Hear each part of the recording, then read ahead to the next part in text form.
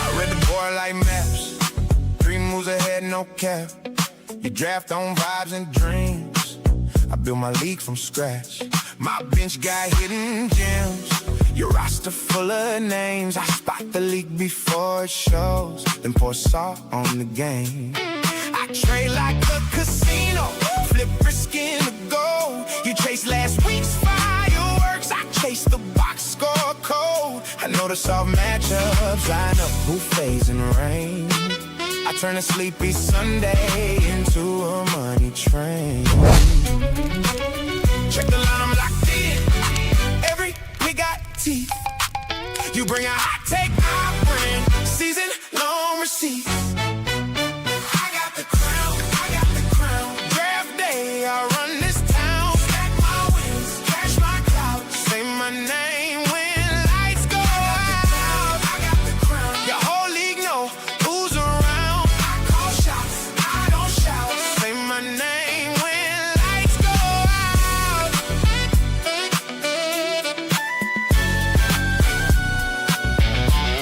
Yeah, I'm a shark in a chat room. Come with a kilogram. I wink at the waiver wire, then swipe your favorite in. I fade the overhyped boys, I buy low, sell high. By Thursday, I'm the rumor. By Sunday, I'm the why. My stats got battle scars. My gut got proven shine. I treat that whole scoreboard like a chessboard, line by line. You brag about one big week, I brag about the repeat. I'm wearing rings in my mind before the season's even complete. Check the line, I'm locked in. Every pick got teeth. You bring a hot take, I bring season-long receipts. I got the crown, I got the crown. Draft day, I run this town. Stack my wins, cash my clout. Say my name when lights go out. I got the crown. Your whole league know who's around. I call shots, I don't shout. Say my name when lights go out. It's your boy YUUNGMOOLAHH, man. All right. We are at you on a Saturday night. Saturday Night Live ain't got nothing on us, man. We coming at you live with these best ball drafts. And we got something special for you today, right? This ain't KFC, man. This ain't Wingstop, man. We got another chicken franchise out here. We got our guy, Goofy Fantasy Chicken, joining us tonight. And so we are going to go ahead and get this show started off right away, because we don't want to have our guy waiting backstage any longer. We're going to bring our guy out right now. He's your favorite, one of my favorites as well, out here in these streets. All right, let me go ahead and get the stage set up properly as we bring our guy in. Yeah. What's going on, my man? Yeah, hey, Moolah, bro. I like that intro, dog. That is player. Oh, right on, man. I figured I want to give you some credit here, because when I first started off, I didn't see too many of us out here. You know what I'm saying?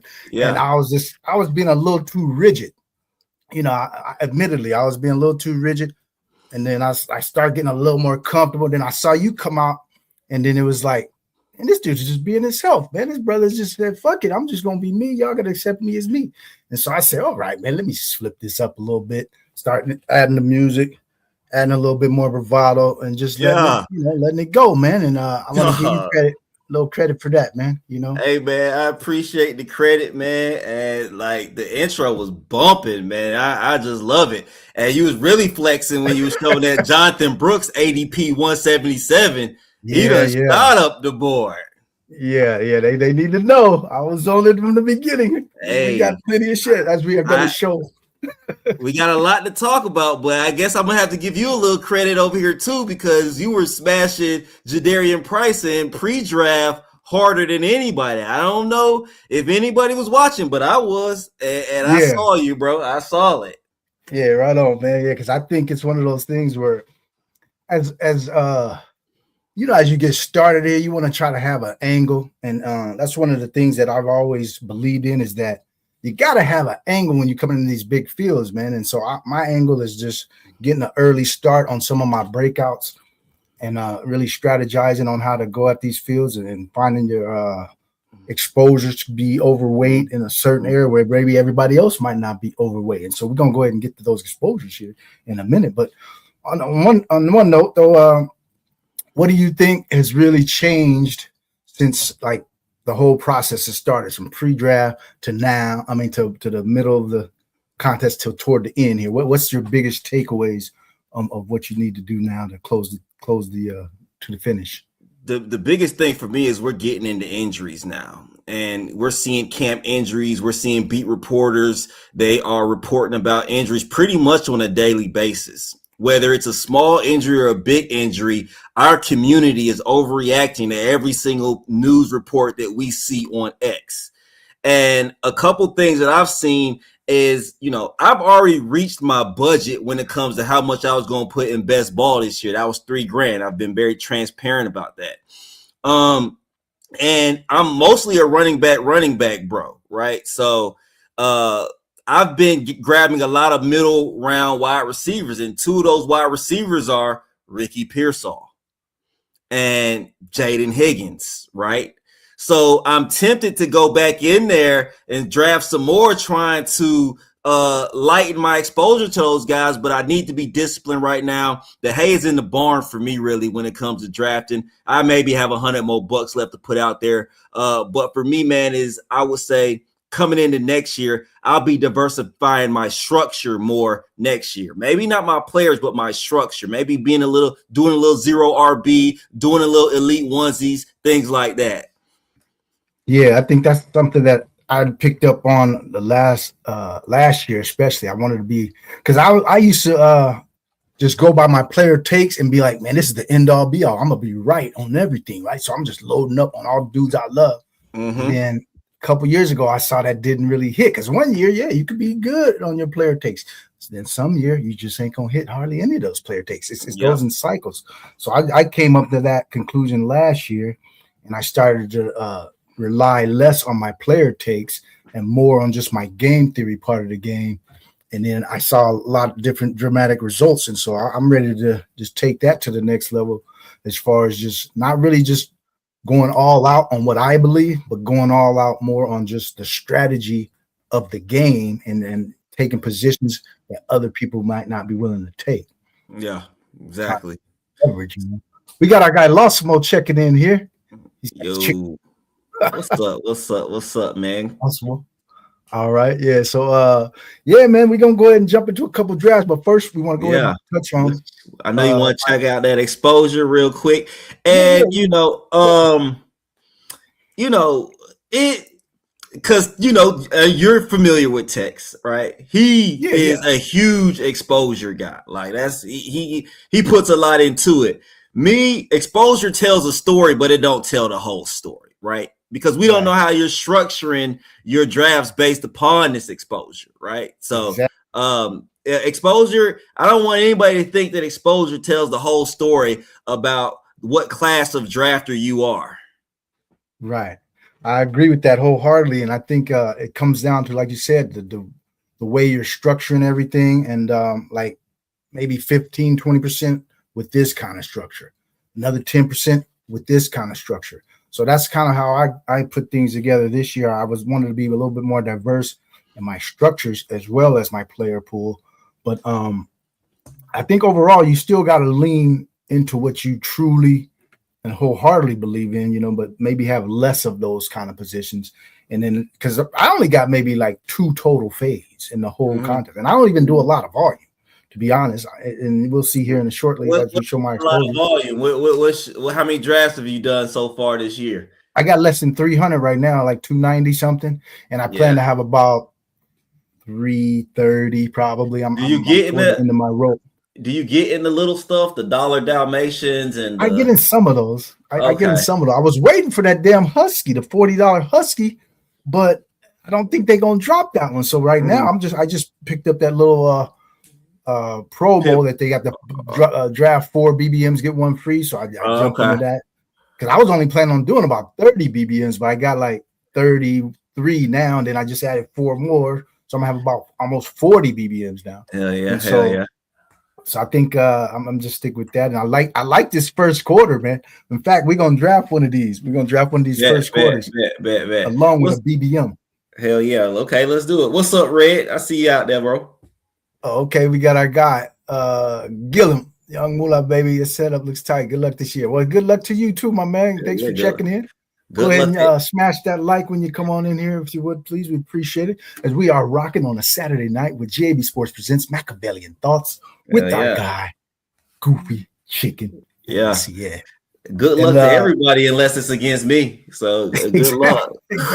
Good luck. Good luck finishing in second, and I come in first. Yeah, because I know Red he's been in my drafts, and I know Moolah, you've been in my drafts. So good luck to y'all boys, because I know we at least got 10 together.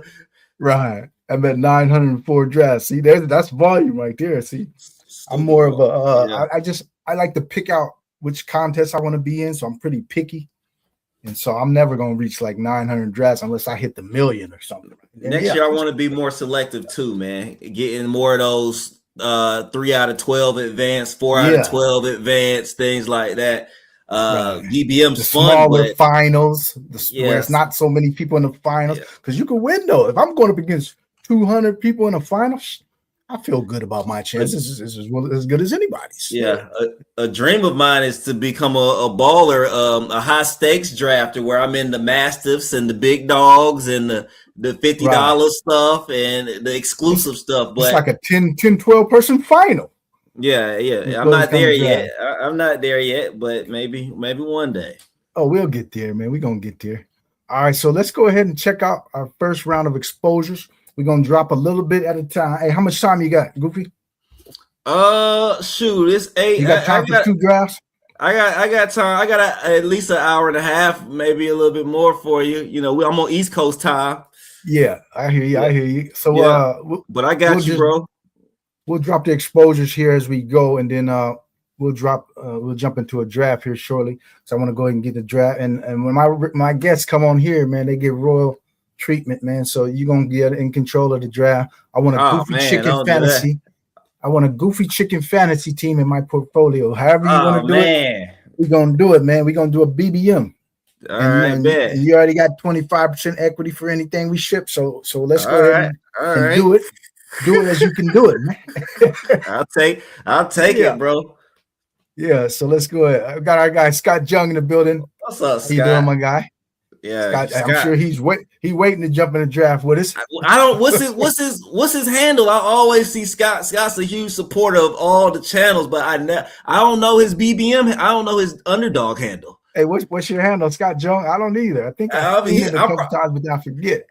I'm sure I went up against him a bunch of times, but he never Scott never says, "Oh, I'm in at the 8 spot," or "I'm at it." I don't know his handle. I don't know his Underdog handle. Okay, let's see if he let us know. He ain't tell us. So I guess he trying to stay incognito. Probably he gonna stay on the sneak tip against us. But that's all right. Welcome aboard. Appreciate you. And let's go ahead and check out this first round of exposures here. All right, so we're gonna look at my quarterback exposures here, and this is over 200 contests. Yeah, and 292 draft. And so my top guy that I'm rocking with this year is Trevor Lawrence and the Jacksonville Jaguars, and I got a lot of Shador on the discount. Mm-hmm. And so one thing I'm looking at with Shador is that it's so fucking cheap, and lots of people are always down on the Browns, especially on Shador. And I'm like, well, if everybody's going to be down on him, I'm going to take the angle in case it works, right? Because if this works, if this hits, if he's putting up some pretty good numbers at the price that I'm getting him as my third quarterback, he ain't like my first, second quarterback. You know, it's going to give me a little bit of leverage on the field, especially in those money weeks, you know. And so that's the angle that I did with Shador. And I got tons of the Cleveland Browns to go with him. So I might as well get some Shador since I got a ton of the Cleveland receivers anyway. Fannin, I got the receivers. And so I was like, well, let me just tack on Shador too, because I know everybody going to be low on him. So I'll just go the opposite and go high on him. So anything you notice here in these quarterback exposures? Couple things, man. Trevor Lawrence is definitely underpriced and a candidate to be not, and I'm saying this genuinely. He has a chance to be a top 5 quarterback and work with Liam Cohen and the weapons that he has around him. He has a chance to be a top 3 quarterback, right? So he's definitely a guy that I'm taking. Shedeur Sanders, I think he won the job today, right? So right? From what I saw, he won the job today. All right. Me personally, I don't take much Lamar, and the only reason is I'm not a big fan of taking very expensive quarterbacks. About the most expensive quarterback that I'm going to take is Drake May. But Bryce, Lamar Jackson, Josh Allen, hell of players. I just don't take them. And I see your Fernando Mendoza bet, man. So that competition is still wide open, right? So we know that competition is wide open. I see Gilliam had a question in the chat about if I could know a 2026 player stat line, like look into the future. I think it would be your guy, Shedeur Sanders. I would love to know what Shedeur Sanders is going to do in 2026 now that I think that he's won this job. Okay, how's he framing this question? I think that's how he's framing it. I think he's framing it. If I get could the 2026 stats to a player that you have questions about, who would it be? What player got you flustered? Okay, yeah. I think the underrated dudes, right? I think there's a couple guys, especially when I get to my receiver exposure. I'll go ahead and probably answer that question with this. But yes, Shedeur definitely has to fall into this category. If you just knew that somehow he would do very well, it would be a guy that you would want to load up on. Another guy, let me see how much Geno I got, because I know I wanted to be high on the Jets. Yeah, I'm all the way in on Geno, man. I know I'm just on the field a little bit above, I guess, when it's that late, 8%. But I didn't get to as much Geno that I probably had wanted to, but I still got a few more drafts to add a few more shares. So I think that I'll probably touch you. So you like Geno and the Jets too? Yeah, man. The reason I like Geno is I love Garrett Wilson, dog. I think Garrett Wilson's skill set puts him in easily the top 15 in the NFL, man. If you give him a quarterback, Garrett Wilson is a top 10 talent in the NFL. And you're talking about a guy that's going to be in Garrett Wilson. He's going to be dominating targets. So you're talking about 150 is a very reasonable target number for him when it comes to the 2026 season, like 150. You're going to get 150. You're going to get 150 targets. I agree too. And everybody's just kind of shitting on the Jets, right, for such a long time. But I see a lot of people starting to come around. And like you said, I've been on the Jets skill players for a while too. Garrett Wilson, I'm loving. A.D. Mitchell, I'm loving. Even the rookie tied in a little bit. And I got to add a little bit more Geno to kind of catch up to some of my other Jets shares. But I think finding these teams that everybody thinking is going to be bad is always a good angle to take in these kind of large contests. Because if you're right and everybody else is kind of low on these dudes, that's going to be a lot of leverage you gain just right there. Yeah. So our guy Scott Young said he said it's his name. His username is his name. Okay. Yeah, so I ain't never been in a draft. Yeah, he does all the slows, 90% slows.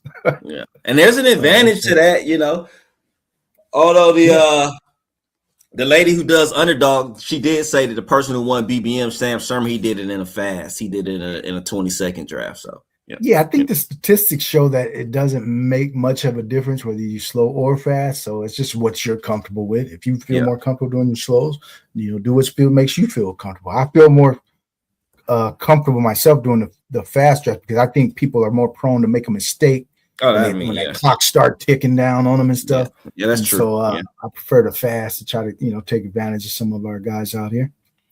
I mostly watch the streams for the entertainment. All right, well, that's one thing you're going to get here, man. We're going to try to be entertaining here.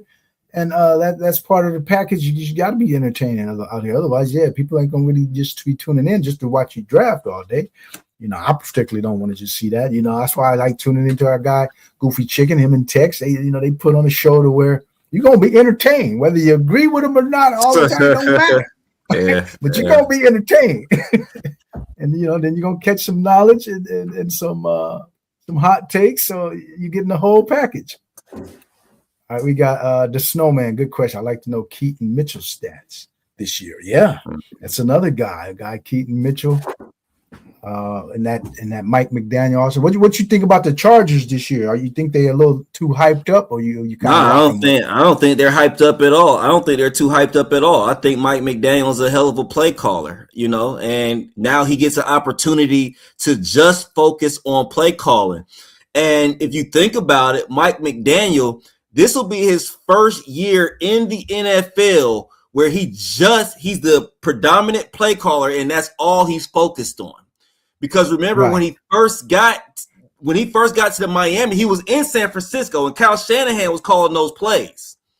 When he got to Miami, he was the head coach and calling plays. Now he's in LA, and all he has to do is call the plays, and this is the first time in the NFL that he's ever done that.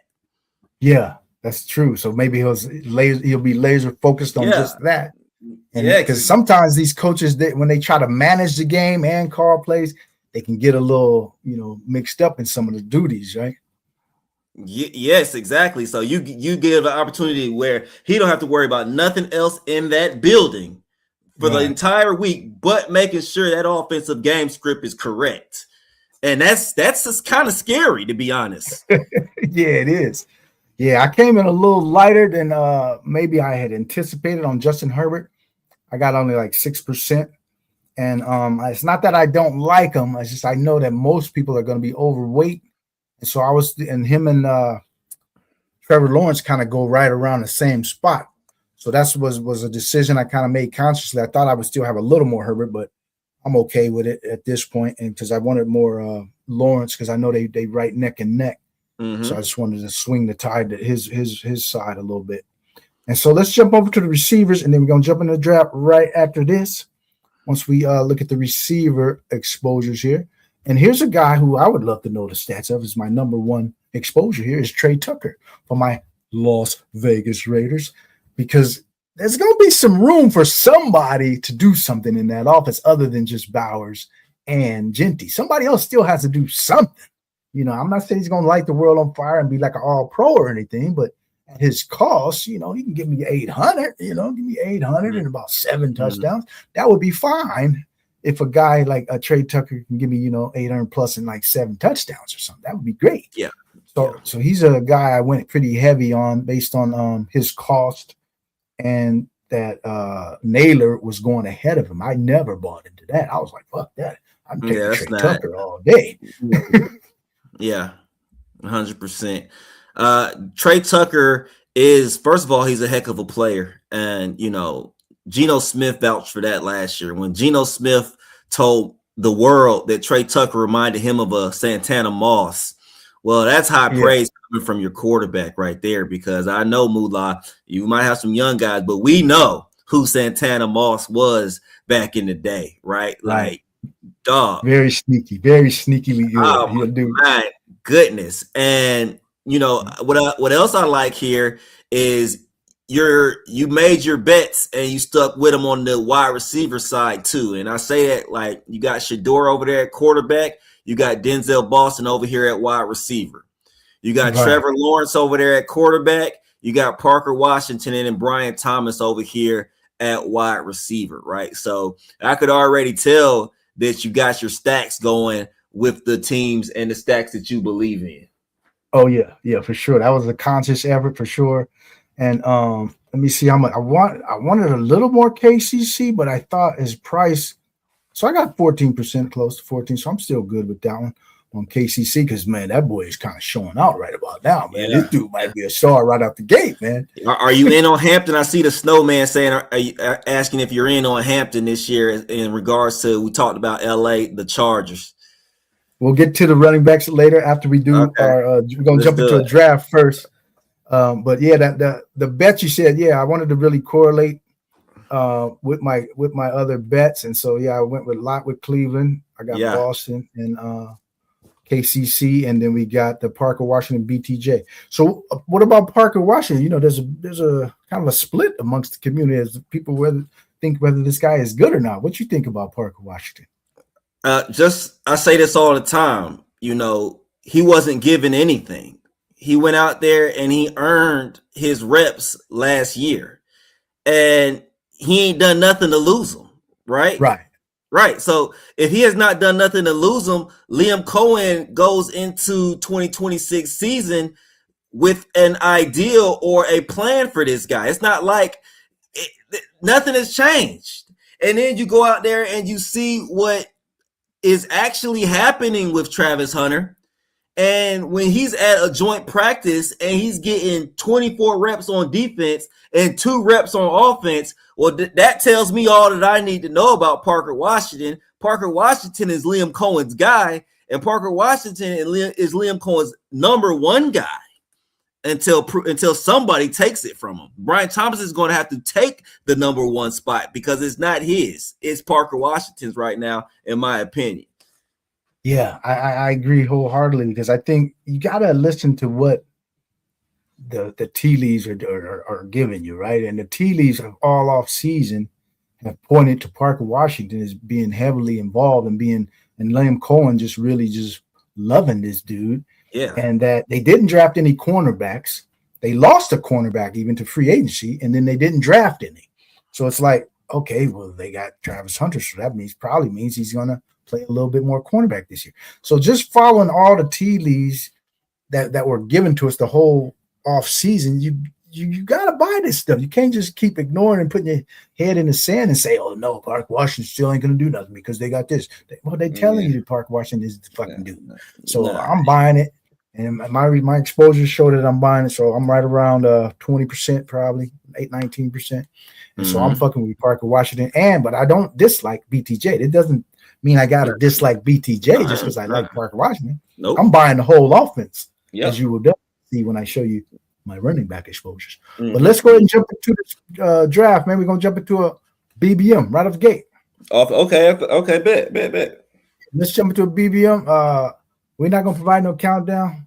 We're just jumping into BBM. So if you want to get in, jump in right now to the BBM because I don't know how long it's going to take to fill. Jump in right now. Right. Should feel pretty quick. It's going to feel pretty quick, man. And I tell you why, because football is being played right now. Right? Yeah, I know. Anytime football, see, look, it's filling up pretty. It's filling up already. Yeah, man. Yeah. Football being played. Folks want to sit back, watch the game, drink a Michelob, and it's already. We already filled up. Yeah, let's see what's about. Yeah. All right, we got the number 8 spot. Okay. Who we got in here? We got Lawsimo in here. That's all I recognize. You recognize any of these names in there? Nah, I don't. Nah.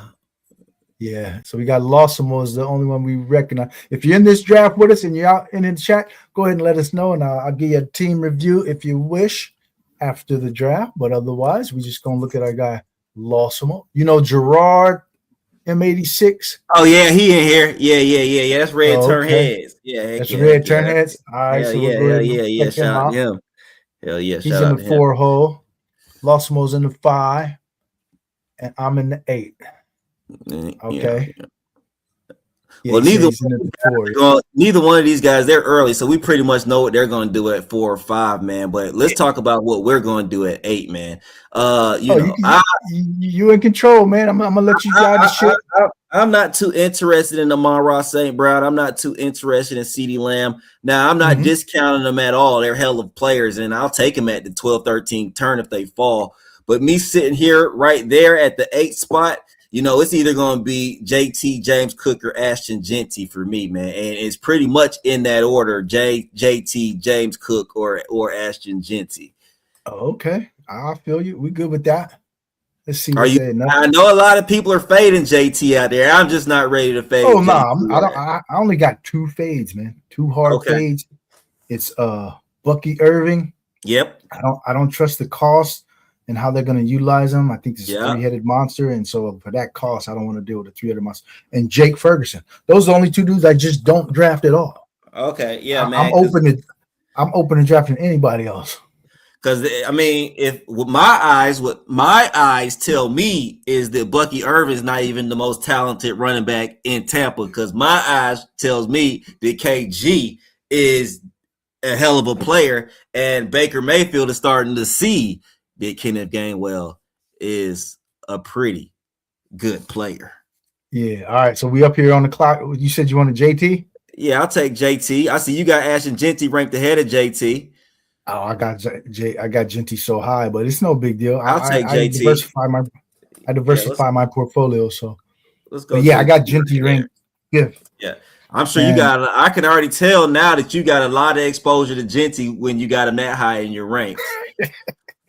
yeah, we'll see our running backs after Yeah, we I'm finish this thinking draft. now. I'm thinking now 25-30%. Looking at that, I'm like, okay, that's 25-30. But I see your ranks look a lot like mine though. You also had JT, Ashton Genty, and James Cook right up there, just in a different order. Yeah. I like all of those guys. I got all of those guys. Once we look at the running back exposures, I think I got a pretty good. At least I'm around the field, probably at least on both of those other dudes, if not above. So, but I got so much Genty, it's gonna be hard to be above on too many other dudes in the first round for me. But yeah, but I definitely like them though. There's no problem drafting any of those guys because we don't know at the end who you're really gonna need, right? Because JT, we have no idea.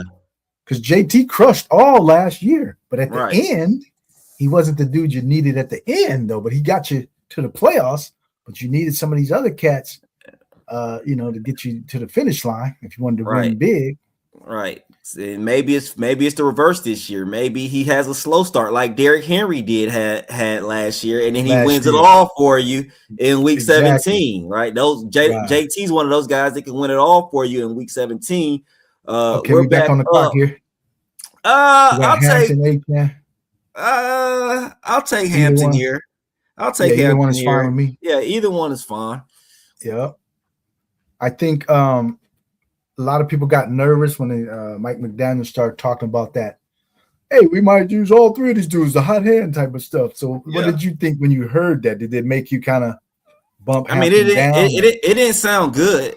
It didn't sound good, and it did make me take A-Chain over Hampton a few times. Like I flip it up. It's 50-50 with A-Chain and Hampton to me, Yeah. The only reason that I'm going Hampton here is because our conversation about Mike McDaniel is fresh on our mind. And I'm like, yeah, man, he has a chance to really turn up out there in LA. I'm sure the vibes are right. The players are good. I know they had some casualties on their offensive line lately, but yeah, I'm in on everything LA.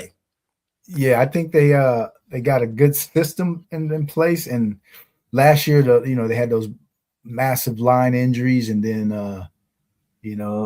so now they've got those two tackles back, and then they got a new system where I think this will be a good fit for a guy like Hampton, where he don't got to think too much. They just gonna tell him, hey man, just make the one cut, go get upfield.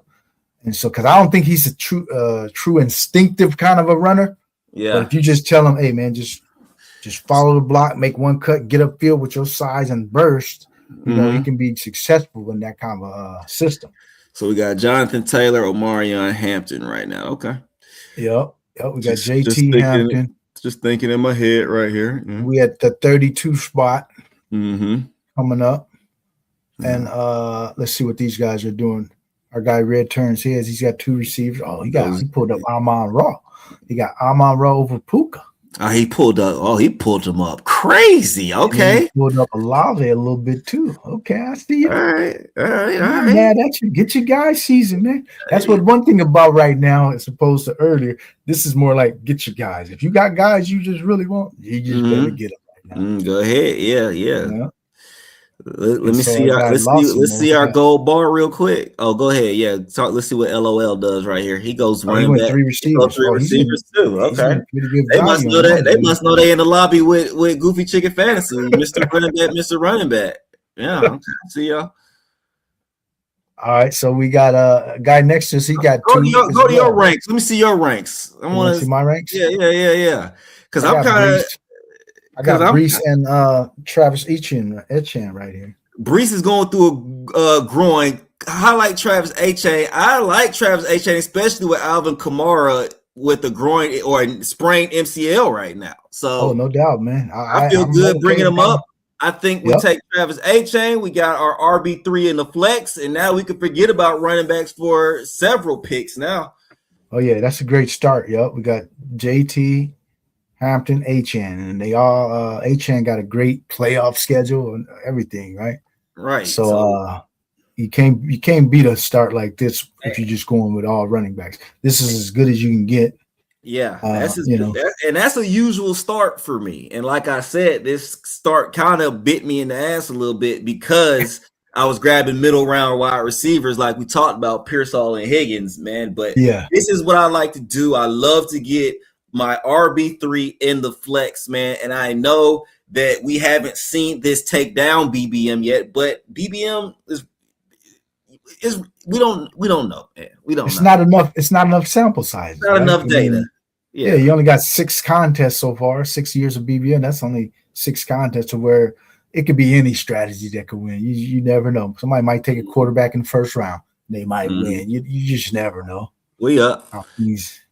Oh yeah, we up. Okay. All right. So any receivers you want here? Or I want to scroll down and see if I can find a receiver. He's still there, but I'm cool. Let me scroll down and see if we can find a receiver. We got Burden. We can take Josh Allen off the top. He's just sitting there looking at us.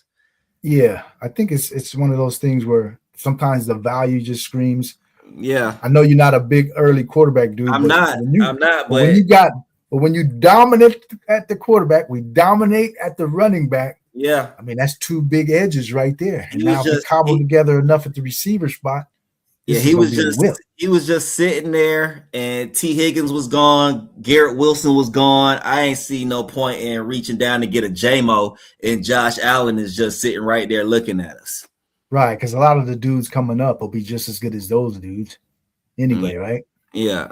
So yeah, Josh was a good move there. I like the start, man. I think we'll be able to cobble together enough receiver value. For sure. I don't have any worries about getting enough receivers to make this roster decent. That's no concern of mine. There's some guys that we both like that are coming up right now. Yep. So I know you're not in on Egbuka this year. Tell me why. Man, I'm not in on Egbuka. I just, I think he got a hot start last year. I don't think that he is as great as people make him seem to be. And that's just strictly off of my eye test, right? Yeah. He doesn't look overly explosive. He doesn't look overly fast. When he gets the ball, his yards after catch doesn't make me jump out my seat. So I'm saying, yeah, we're looking at a guy that got off to a hot start, but I always say my saying that I've been saying all year. I've been saying Jalen McMillan is better than Emeka Egbuka. Of course, I'm talking about at ADP. So I'd rather go get Jalen McMillan than go get Emeka Egbuka, especially right now with Emeka Egbuka with a turf toe, right? Yeah, or what we think is a turf toe, because that's just going to nag the hell out of you all year if it's a turf toe. Yeah. Well, that turf toes can definitely bring the strongest of people down. Is DJ Moore down there? Or how far is DJ Moore that he went? He already got picked. Yeah. Oh, okay. Well, I'll take Rome Odunze here. All right. Let's go with Rome. Or Christian Watson. Which one? Let's go Rome, man. Let's just go Rome here.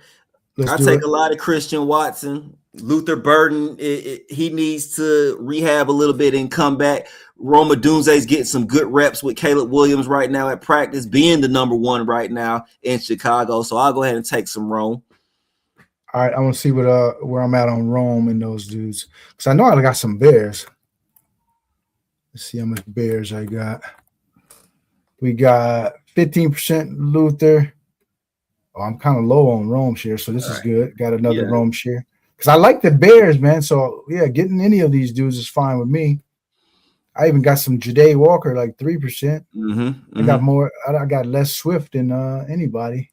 And I still like Burden. I like Burden a lot, But, Rome is right now getting wide receiver. Are we up? Oh, that's your slow. Nah, yeah, that's my slow. Okay, yeah, I know Rome is getting valuable wide receiver 1 reps with Caleb Williams right now. And right now, Ben Johnson is getting in his play calling flow too. These guys are getting ready right now too. And as Ben Johnson gets in his play calling flow right now, he's drawing up stuff for Rome Odunze right now because he's the one that's available, right? Right. So that same flow that he's doing in training camp, that flow is going to spill over into week 1, week 2, week 3, because that's the flow that he's in right now. Yeah, That's the because way I think about it. he got off to a fast start last year until he got hurt. Yeah, that's the way I think about it, man. Okay, we got already Tate, we got Harrison. I'm Harrison over Carnell Tate. I'm even DK over Carnell Tate. Let's go with Harrison. I think this guy can finally do something this year. If he just need to get a little bit of swagger, you know, he seems to lack confidence a little bit to me. I just get this feeling that he's so reserved that in the NFL, you're going up against alpha dudes, you're going up against a lot of testosterone. You got to have confidence, man. You got to know that you the best dude on the field. You know, you got to be like, man, you can't guard me, man. I'm about to just torch your ass. Yeah, and he just seems to be a little too reserved. And so hopefully LaFleur could bring that out of him, man. You know, but at that price, he's going to get the volume where it might not be a smash, but it's not going to kill you. Right. Yeah, I'm in a little bit on Harris. I think I was drafting a lot earlier, and then now his price hasn't really moved. So it's like you can still come in at a decent price. And so the potential is definitely there, you know, and from all indications, it looks like he's going to have a pretty good red zone role, as well as, you know, the X playing a lot of the X receiver too. So he could have a big year, man. He could finally put it together. I'm not gonna lie. I was looking at Drake Mayweather, but then I said we got Josh Allen. Yeah, we got Josh. Don't need to overdo it. If Josh don't pay off for us, then this we lost anyway. Right. So it don't matter. Yeah. If Josh don't get it there, that means we lost anyway. So once I get a Josh Allen, I don't even worry about quarterback for a while. Yeah. Let me see that goal. You slide down a little bit. Let me see that goal bar. Yeah, we can go down a little bit. Yeah, Godwin there, Pierce there. Godwin is there. Addison's there.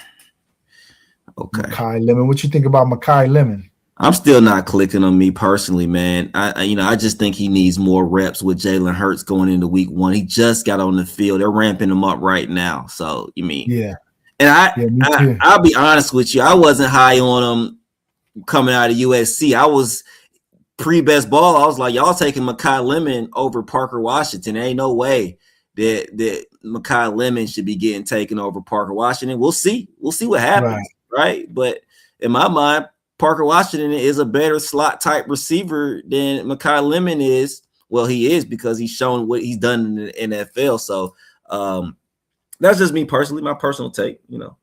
Yeah. Okay, so I got Jordan. I haven't moved my Jordan Tyson yet, but don't worry about him. We ain't taking him. I'm Pierce or Addison down there, man. You want Pierce or Addison? Kind of over Godwin. What you thinking right here? No, that's fine. Let's go with Addison. Yeah, let's go with Addison then. Let's go with Addison. Yeah, I like Addison as one of those dudes who's good in best ball. He might not be the greatest. Like if I had to start like a sit start kind of league thing, I would never really try to want Addison. But for best ball, he fits the profile. You don't know when he's gonna spike, but he's gonna spike a few times. Yeah, he's gonna spike because he's got wide receiver 1 talent, man. We saw what he did in college. We saw what he did at USC. We saw what he did at Pitt. We know he won coming out of college, he was the best receiver in his class, right? I'm Biletnikoff winner, right? So he's got a lot of game to him. It's just he plays with Justin Jefferson. But he's still gonna spike a few times. So I don't mind adding a dude like this, even a few picks above his ADP because he fits our build.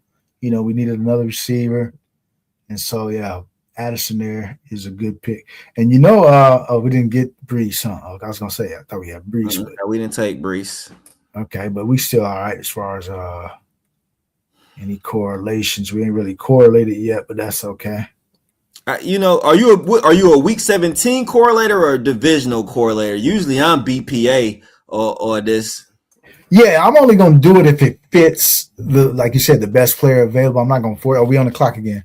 You want to take one of these guys here, Godwin or Pierce?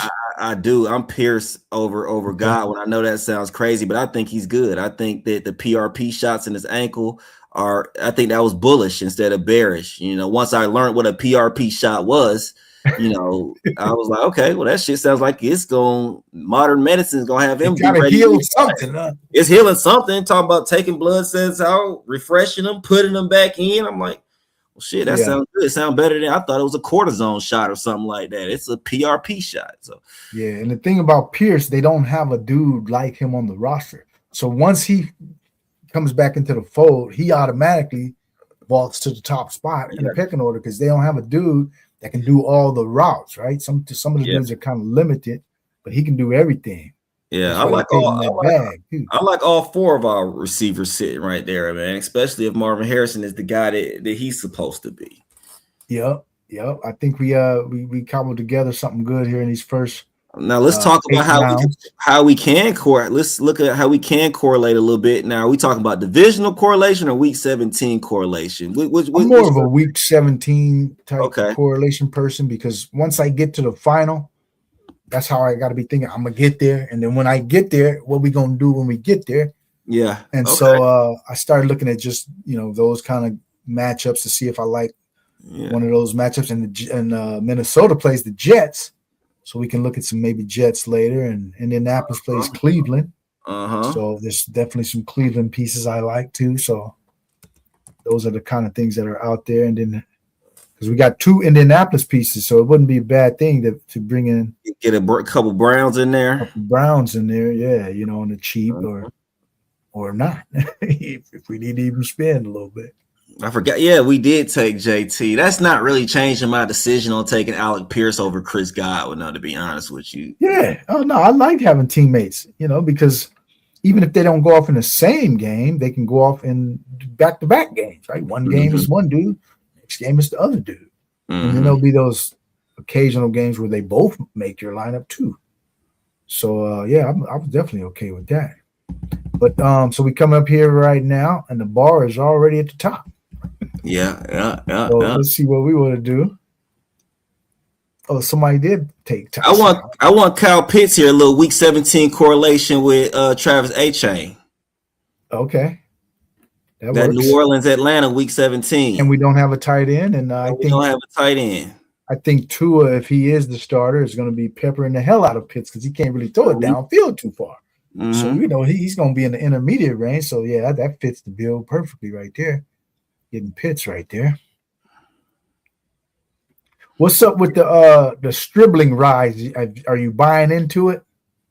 I'm not in on it because I wasn't in on it early, so I'm not trying to chase the bag late. Like I'll pass on it, and if it beats me, it beats me. But now where he's going now, there's other good receivers right there where he's going now. Is he 1,000-yard receiver? Is he a 1,200-yard receiver? Only time will tell. I can't remember the last time I've seen, and maybe you can refresh my memory. The last time I seen a rookie come out that hot was Justin Jefferson talking about a season like 1,200 yards. So, right. Yeah, I think it's one of those things where, like you said, if he wasn't in early enough to get a lot of good value on his ADP, and then now you're just chasing him up into the early 9th round and stuff like that. It just seems a little too rich, especially in this contest, the BBM. Now, if you started a new contest where this is his ADP for that whole contest, fine. But in a BBM, I don't think I want to do that. It's just a little. We talked about Browns. We got a Kelce Concepcion sitting right there. That's definitely who I would like. You want to go ahead and yeah. We got a Kelce Concepcion sitting right there. So yeah, and I'm starting to really think this guy could be a stud right out the gate, man. He looks like their best player almost on a weekly basis in these practices and stuff, in these joint practices. Look like he might be the best dude on the team on offense. There's a nice little redraft. You got a nice little dynasty question for you for your expertise down there, Moolah. Okay, let's go see what they talking about. Yeah. All right. Right here. They offered you JSN and Tetaroa for Achan and AJB AJ Brown in a 10-team redraft fantasy. So it's not a dynasty, right? Oh, team redraft fantasy. Oh, he already has JT and K9. So you already got 2 starting running backs, and so this is giving you another starting running back. It's a good deal, but since you already got JT and K9 who are going to be your starters every week, I would want to stick with 2 starting receivers, JSN and Tetaroa. So in a 10-team redraft, I think I would have to refuse this one because it doesn't fit your team. Because when you got JT and K9, unless you got a deep receiving core, and then you can start 3 running backs, JT, K9, and Achane, and then you got AJ Brown and 2 and some other receivers that can start for you. I think he has Achane and AJ Brown. No, it says he has JT and K9. So he says I already have JT and K9 at the very end. So he trading for AJ Brown and Achane, but he's giving up 2 receivers. Right. They're offering JSN and Tet. That's okay. And he has Achane. Me personally, I'm keeping Achane and AJB, especially if you can start 3 running backs. I go JT. Oh, okay. I think I got it backwards though. And I'm not giving up AJ Brown before I see what he does out there with Drake May. I'm gonna be the one. He's gonna be on my team, and I'm gonna see what they do out there before I trade him before the season even starts. Yeah. I got to see what I got because he's giving up Achane and AJ Brown. That's who he's giving up, and then he's getting the 2 receivers. Exactly. So I had it backwards. So actually, I would do this. You would do that. Okay, I would. I got to see what AJ Brown gonna do. Yeah, I think I would do that. All right, we back up on the clock. Let me see what we got there. Oh, okay. Yeah, we could grab our second quarterback, Tyler Shuh. You know what I'm saying? Got a little week 17 correlation. Hey, what about Shaheed? I interest you in Shaheed. Yeah, you can interest me in. Because they just said Bobo was out, and then you could definitely interest Torrey me. Horton is definitely out. Yeah, because Torrey Horton said it's going to be out a long time. I'm a big Shaheed. Oh, they did? Okay. Yep. Well, I'm liking my Cooper. I'm liking my Cooper Cup bags even more right now. Bobo out, Horton out. I've been drafting Cooper Cup in the 18th. It might pay off for you now with this news because they said he didn't even want to get a reason why Horton's out. He just said he's going to be out a period of time, and then he kind of went, zipped his mouth up after that. So I don't want to tell you. Folks are getting excited about Keenan Allen in their 18th round. Keenan Allen. Well, doggone it, I'm gonna get excited about my 18th round Cooper Cup then. Exactly. I mean, what's the difference between the two, right? There's no difference. You'll take him off the screen. You'll take Sir Dennis off so I can see the cue. Oh, okay. The comment. Yeah. All right. So take that offer, brother. Take that offer, Sir Dennis. Yeah. Ooh, looks like a good offer because you're getting the 2 receivers and you already got 2 starting backs. I would take it. Let's see. All right, so we up in 4 picks. Yeah, we got 4 picks before we get up. Let's scroll down, see what's down there a little bit.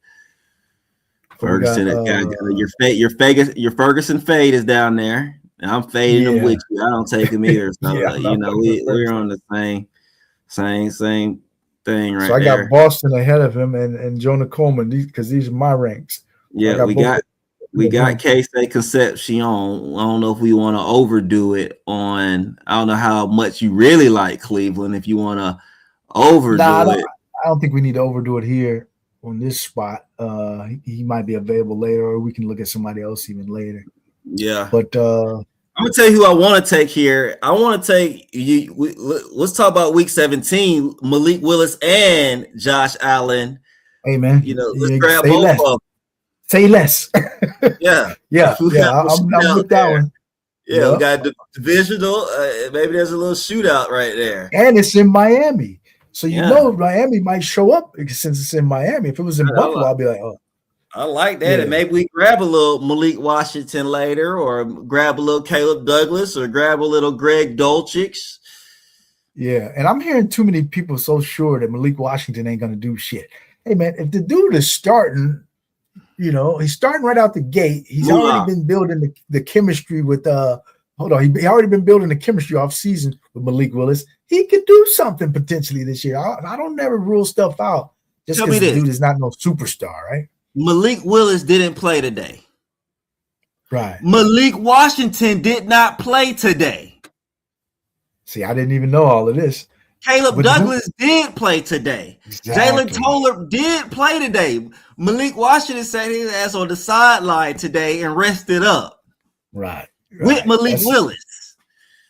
you know he's gonna be involved, and yeah, he's probably not gonna just crush, but as late as he's going, you gotta crush, right? You right. gotta crush. Give me some good games. Just give me some good games, and then when I really need you, give me a big game, like in that, Right. like you say, that week 17, we got the correlation.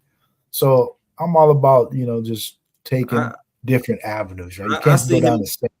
I see him giving you one of those Wandale Robinson special seasons. Exactly. Yeah, because Wandale Robinson, 80 he catches, ain't never been no superstar. Yards, 2 touchdowns, Right. 120 targets. Exactly. Because they really, I mean, can you really trust that these rookies are going to just hit the ground running? No, I mean, they could take some rookies take the whole year to adjust to where they just better year 2, right? Right. They whole rookie season could be a wash, even though there was some promise. They just don't really get the physicality, things like that. So it's more of the veterans, man, can put in some work here in this offense, man. So I'm with you on that one. Yep. And then we got the angle of the week 17 hits the build. This is a great build so far, man. I like this team. Yeah, I like the team. Yep. Got a 2, 3, 6 through 12 rounds. All right, we coming up here in the 13th round, pick 152. What you looking at here? I'm looking to see if Denzel Boston gonna sit right there and nobody gonna click him. That's kind of what I'm looking at, and I think that guy. Lost him on pass. I thought for sure he was gonna take him. Go down a little bit. Let me just see it. Let me see what running backs are down. What's the next running back down there? I don't know if we don't need none of those guys. Yeah, all right. Boston's still here. I think this is too good a price maybe to get on Boston right here. It's a great price for Boston right there. I know we already got Kelce Concepcion, but we got 2 Colts. I mean, go ahead. We're going with the full game stack, man. Let's do the full stack of Roney. Yeah. I mean, Boston. What kind of value did we get right there? We got his ADP is 139 right now. I'm at 152. Like I don't know how we could pass that up. Yep. And he fits my portfolio. I got hella Boston from what we just saw. So I gobble up the Cleveland receivers, man. So I'm good with this. And especially we already got the Indianapolis side. So this build is coming together great. Scroll down. That's when you don't force the correlation, you just let it happen naturally. This is what happens. Yeah. It happens real naturally right there. Yeah, we keep scrolling a little bit. Let's see what else is down there. You said this is get your guy season, so yep. Whoever you want, man. I don't want to say no names, but there's a guy coming out of the dirty to A. I don't know if you own him or not, but he might be making a little noise. Mm-hmm.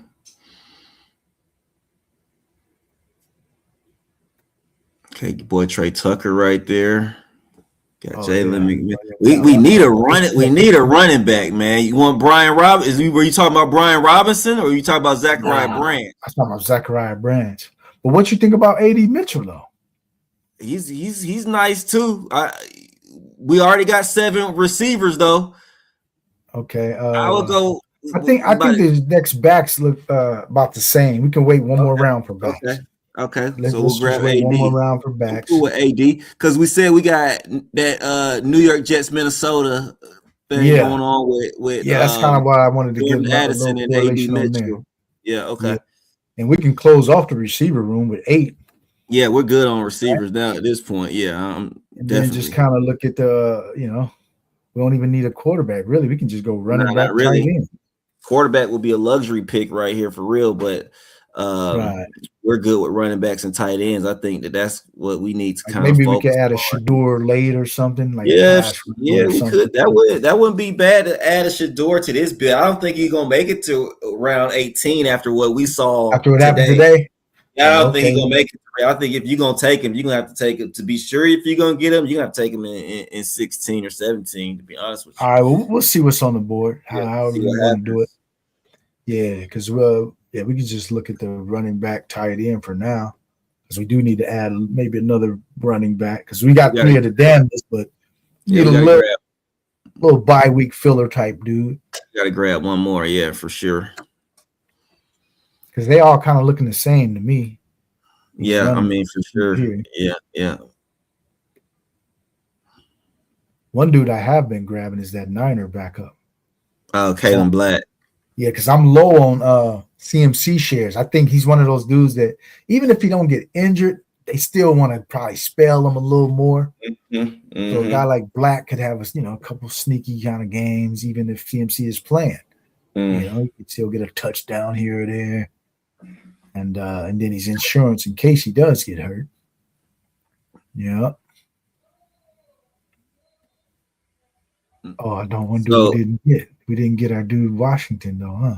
Nah, we didn't. Nah. Okay. Yeah, that would have been nice.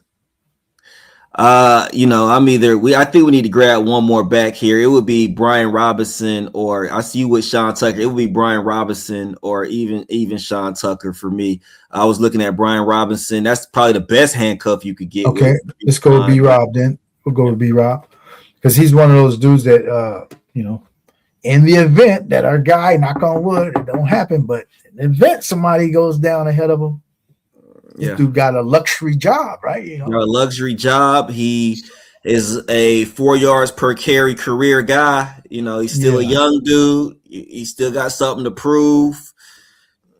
Atlanta Falcons made a point to bring him in off of free agency early. They didn't wait. So, and Tyler Algier fell in the end zone 8 times last year as a backup. Different offensive coordinator, but yeah. Yeah. Who's calling plays this year? Stefanski going to be calling the plays, or is he getting Stefanski? I think Stefanski is the overseer of the play call. Yeah. Oh, okay. Because I know even if he say he don't call them, I'm pretty sure he still is the everything runs through him. Dudes are giving up play calling this year. They said Peyton has. Canales has. Yep. And I thought it was one more dude. I know Peyton and Canales did. Yes, Peyton Canales. Yeah. I can't remember I thought it was one other person, but it ain't came to me yet. But is Andy Reid calling plays, or is what's his name calling plays? Andy Reid. Hey, Andy Reid is calling play. That's his shit. Okay. Yeah. You want to look at the tight end, see if we want to. Yeah, I'm looking at Greg right there. If we get him, so because we can stack him. Willis. Yeah. Let's do that. Okay, we stack our Malik Willis. Yeah, we forgot about the Malik Washington. We went with AD, and that's cool. I mean, AD. Yeah, that's a spike week guy for sure. So we got 2 more clicks left. Mm-hmm. If he gets back to us, I won't be opposed to still taking him and just go 9 deep. Okay. If he gets back to us, and go 4 running backs. Yeah. So because those 3 guys can't get it done for us, then right? Because that's basically what this team is saying. Our 3 running backs is going to carry us all year. B-Rob, fill in where you can, and maybe if he gets some contingency value. But for this team to hit, the 3 dudes got to just do it, and they got to be. It happens. They got to play. Yeah. I saw a lot of winning teams with only 3-4 running backs last year. And they smashed the right 3-4. They had like CMC, Big Dog, and then like A-Chan. I think it was the third one. Yeah. And they only had like 3 running backs. I was like, okay, that's a formula that can work. Mm-hmm. They proved it. Huff, Huff has been on the stream a couple of times, but he won. He had CMC, Derrick Henry, and DeAndre Swift last year. Right. And that was his only backs, probably. Yeah. He only had 4 backs. He had a 4th one, but he didn't play a factor.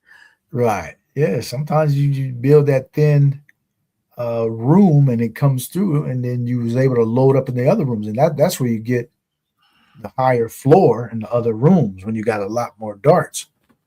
So let's see. Is he still available? Oh, he went, huh? Let's look at the board. Yeah. The guy right before us took him in the 15th round. Okay, we on the clock here. Oh, man. You want to go Shador? Yeah, I was going to say, we got 2 Cleveland wide receivers. Cleveland wide receivers. And we already made that game. Yeah. Yep, let's do it.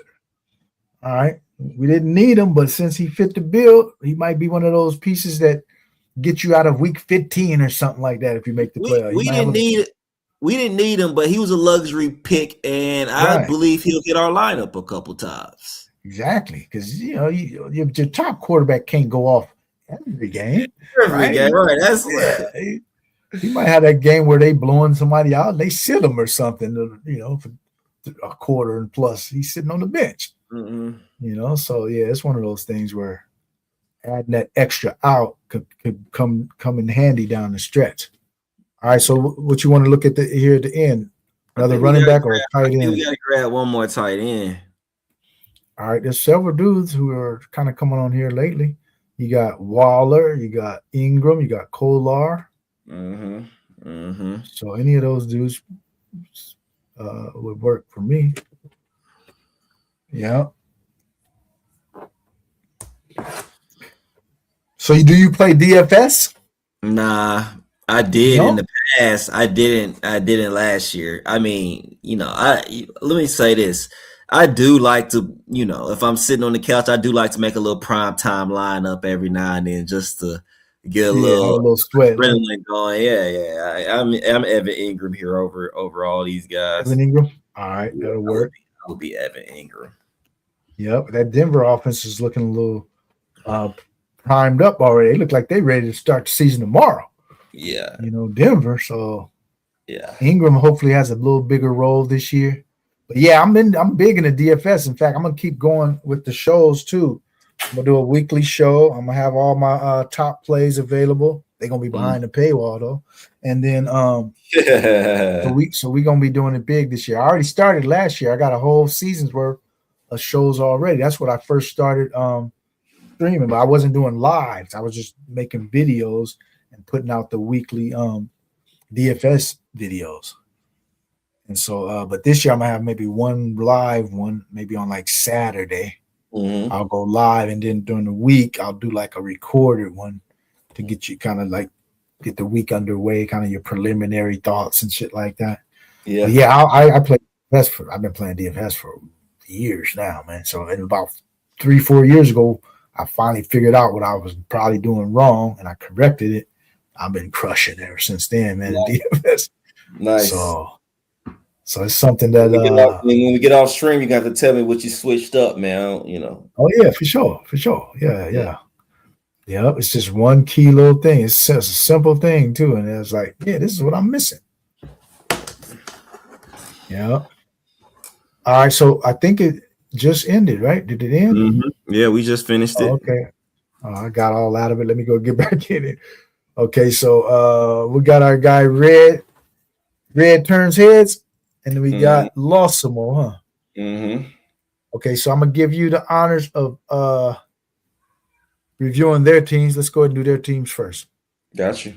So our guy Red turns heads. Gerard M86 coming out of the 4th spot. Let's see what his team looks like. He goes Jaden Daniels, Jared Goff, Bryce Young, 3 guaranteed starters. One guy, Jaden Daniels, who can be an elite quarterback. Then he goes Kyron Williams, David Montgomery, Ja'Cory Cross-Merritt. I like Ja'Cory Cross-Merritt.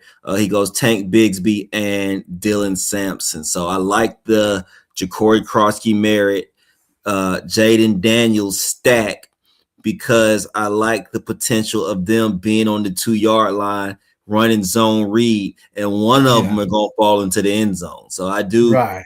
I usually don't like quarterback running back stacks, but I do like quarterback running back stacks when it's like Jaden Daniels and Ja'Cory Cross-Merritt or Jalen Hurts and Saquon Barkley. All right. So they said he improved his pass catching, they said. Yeah, I saw that. And then he goes Tank Bigsby and Dylan Sampson, 2 of the more sought after guys when it comes to handcuffs and RB2s, like both of those guys. Then he pulled up Amon-Ra St. Brown, something crazy. That's fine if he's going to go ahead and keep getting 170 targets a season. He grabs Chris Olave, who also could get 170 targets in a season. He goes with Terry McLaurin. He got him stacked up with Jaden Daniels as well. DK Stephon, he made a big bet on Washington. Big bet on Washington. Big bet on Washington. Yeah. Then he goes Jacoby and Zachariah Branch. Dallas Goedert, a little bit more Philly action. K.I. and Darren Waller, man. So yeah, it's clear what he was trying to do. He made a big bet on Washington, which I can see. He stacked up Amon-Ra St. Brown and Jared Goff, which is, you know, what professionals do. And then Bryce Young, what did he do? And then with Bryce Young, he got he go down there and get Darren Waller. So yeah. So I see what he did. You know, me personally, I'm not making. I don't know what you're doing with Washington, but I'm not making huge bets on Washington. But if that Washington bet pays off, that's good. That's a nice team. Yeah, I don't mind the Washington bet. I'm a guy who makes a lot of bets on teams. Like when I build, some of my builds will definitely be heavily skewed to teams I believe in. I haven't got to too much Washington. I probably got a couple builds like this though. Yeah, but I see the strategy and I do appreciate it and I like it. And I think he also had a run back with that week 17 with Jacoby Myers, so he did get a piece of that game. That's one of the games I'm heavily involved with, since I got a big bet on the other side with the Jacksonville team. So I'm heavily correlated with that game. So I do like the lineup. I like this line. It's got a very strong team. All the rooms are solid. And so I think this is a worthy contender to make it out of this pot. Our guy, Red Turns Head, Gerard in 86. So I'm going to go ahead and do Lossable, and then you can go ahead and review our team, and then we're going to go ahead and look at a quick exposure and then jump into another draft. All right, so our guy Lossable, coming out of the fifth hole, he got a 3.573, and so he went with Stafford, Kyler Murray, and C.J. Stroud. 3 established quarterbacks, one guy with something to prove, moving to a new situation.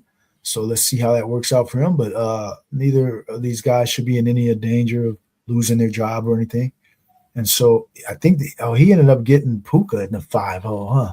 So that's why he got some Stafford right there. Probably wasn't expecting to do that. And so he got DeAndre Swift, Bashaw Tootin, Ramondre Stevenson. I like those first 3 backs. And then he got Brooks at the very high cost of Brooks, but you know, it still could work out. And then Blake Corum. So how you like this backfield? Yeah, man. Damn. I don't take Brooks, but damn, I didn't realize how expensive he was, man. Jeez. That's really expensive for Brooks, man. I do like Ramondre Stevenson. I've come a long way. I've stopped drafting Travion Henderson, and I'm in on Ramondre Stevenson, man. Yeah. I'm in on Ramondre Stevenson over Travion Henderson right now. The only thing that's like got me like Jonathan Brooks looks really expensive right there. Now that's not saying he can't pay off, but man, I realized, but my eyes never gravitate towards Jonathan Brooks. So. I think in this build, I'm okay with it since he's like his 4th steal. And it's just, you know, it's just substituting like Brooks for maybe like one of those receivers you could have taken here, like QJ.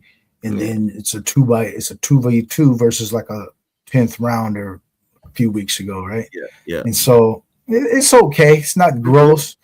And I do like their overall room though. I think he's got a good mix of some top players on their teams and some mates. I'm looking forward to see his receivers, but his running back room, it makes me appreciate our running back room. Yeah.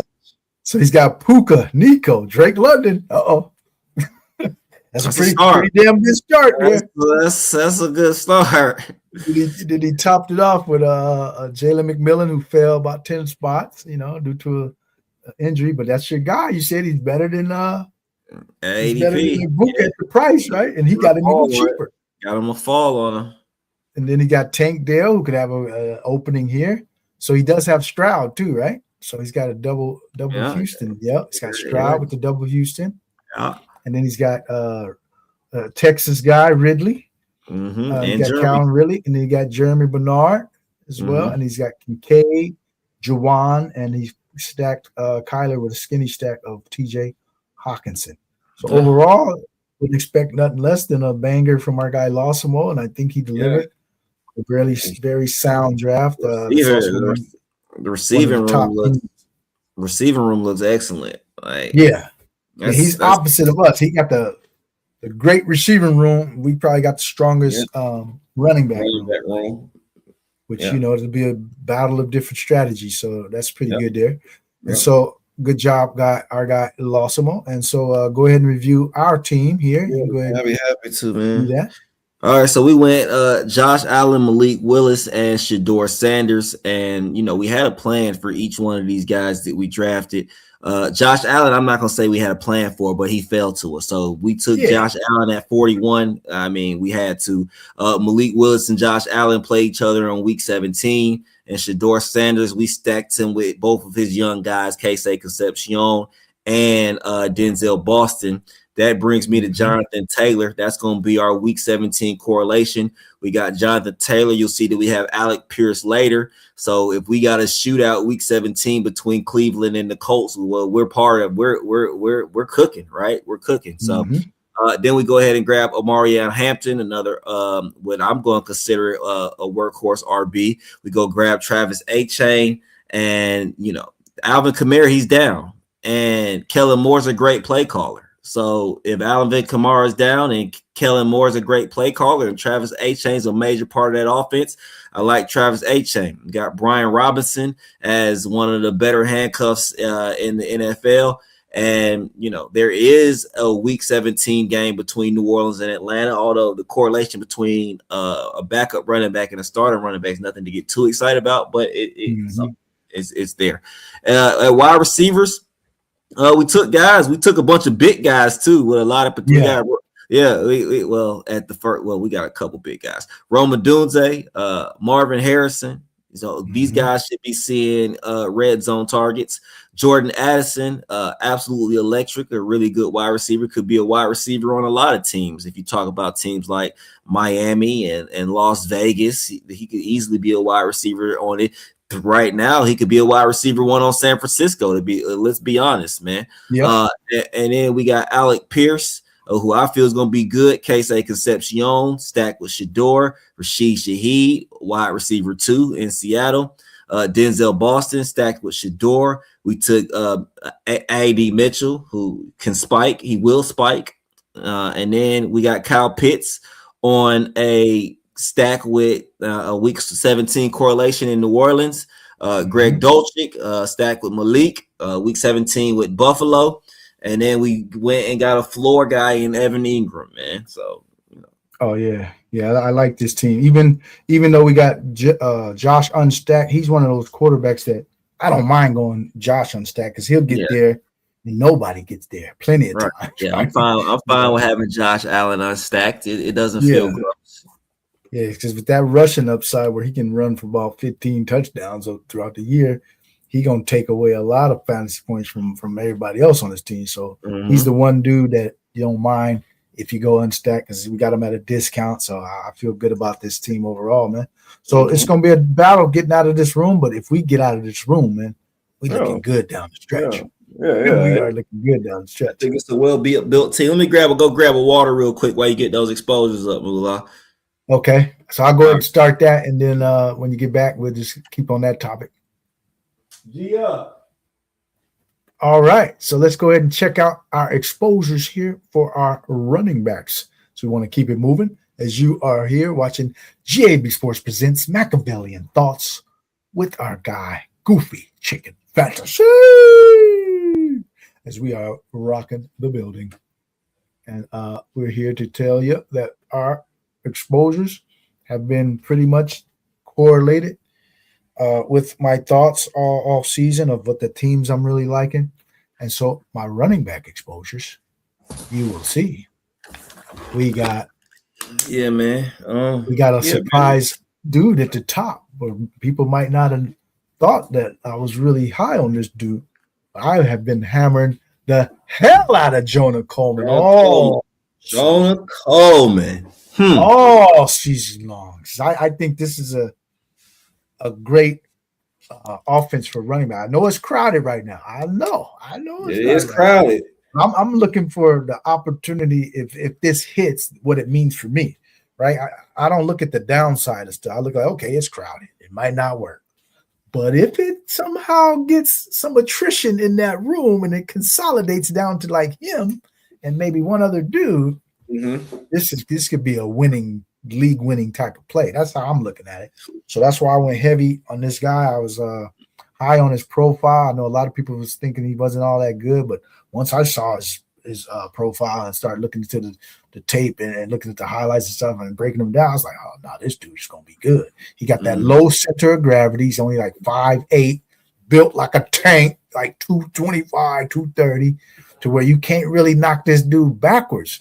And if you saw them first couple of preseason games, when he get hit, he still get about 3-4 more yards after you hit him. So those kind of dudes earn the trust of their coaches. Yeah. And so he'll be in on a lot of goal line stuff, I'm thinking. Even when there's 3 of them there, he'll still get his fair share of the goal lines. And I'm just banking, well, I'm not banking on it, but it's just a scenario that if it happens to consolidate there, I'm in a driver's seat for a winning play here. So that's why I went heavy on Jonah Coleman, and I've been smashing Marshawn Lloyd. He's my second highest on dude. I got 3 dudes over 30, and my other dude is Tootin. I've been at the front of the Tootin Express all off season, and it didn't stop here. And I think he's one of those dudes that has the potential. You know, it's not guaranteed to work. Well, none of this shit is guaranteed to work. But if it does, you know, he's got the potential to be like a 1,200 plus type yard rusher, you know, with double-digit touchdowns. Just off his limited touches he got last year, he got like 7 touchdowns on like 90 touches. Yeah. And then that kind of an offense is continuing my bet on Jacksonville offense. And so that's how I'm looking at that whole thing, is I'm betting on that offense. And then here comes our guy Genty. So for Genty, I got 27% of a first round pick. So that lets you know I'm smashing this dude all over. I knew it was gonna be somewhere around there. I'm smashing them all over the first round, from the 5th pick to the 12th pick. I'm taking Genty in bunches all throughout there. So I think and if we look at I got 293 drafts, and I only got like 34 BBMs, which is only about 12% of my portfolio, right? So this is just across all contests, but in the BBM, I'm sure it might even be higher in the BBM for Genty, but at least it's this much for sure. And so it's just one of those things. I think this is a breakout year for Genty. I'm wholeheartedly believe. I've been following his off-season program. He changed his diet because he said he wasn't in his top shape. I heard him say that. He changed his diet, and he's looking just cut up, man. This dude's looking a little more explosive than he was last year, right? He's looking, because we know he can break the tackles, but now he adding a little bit more explosion to the picture, and he's going to be heavily involved in the pass game. So, yeah, I'm looking for big things out of Genty, man. So our guy Scatabo, who's been a very polarizing dude. Let's see where I'm at on him. Coming in just right around the field on a guy like Scatabo. Where you at on like Scatabo? Complete fade for me. I mean, yeah, I think there's a world where he could do something though. But why are you really? There's definitely a world where he could do something. The main reason is I just like guys more that are behind him. So we're talking about DeAndre Swift. You know, we're talking about Quinshon Judkins. You know, we're talking about David Montgomery. Travis Etienne and Cam Scatterbo's ADPs are getting really, really close. Josh Jacobs and Cam Scatterbo's ADP are getting really, really close, right? Cam Scatterbo's coming off of an injury. You know, they brought in Najee Harris, and the reports are they brought in Najee Harris for a real reason. Right. And to be honest with you, man, when it comes to height, weight, speed, agility, skill, he just doesn't strike me as a generational talent like people talk about him. And I know why people like him. Say it. Nah, I know why people like him, but this Machiavellian thoughts, man. I'm gonna go ahead and say it. If Scatterbo was black, it wouldn't be this much love on him. I'm just gonna go ahead and say it. This is Machiavellian thoughts. I ain't saying that, Machiavelli. I'm gonna say it. I'm gonna own this one. I'm owning this one. Yeah, you can own. Yeah, if Scatterbo was black, they wouldn't be on him this hard. Not quite this hard. Okay, that's all I'm gonna say. You can get offended, you can get sensitive all you want, but I sense stuff, man. I've been around this game a little too long, and that's just what I'm gonna just say. I mean, take it for what it is.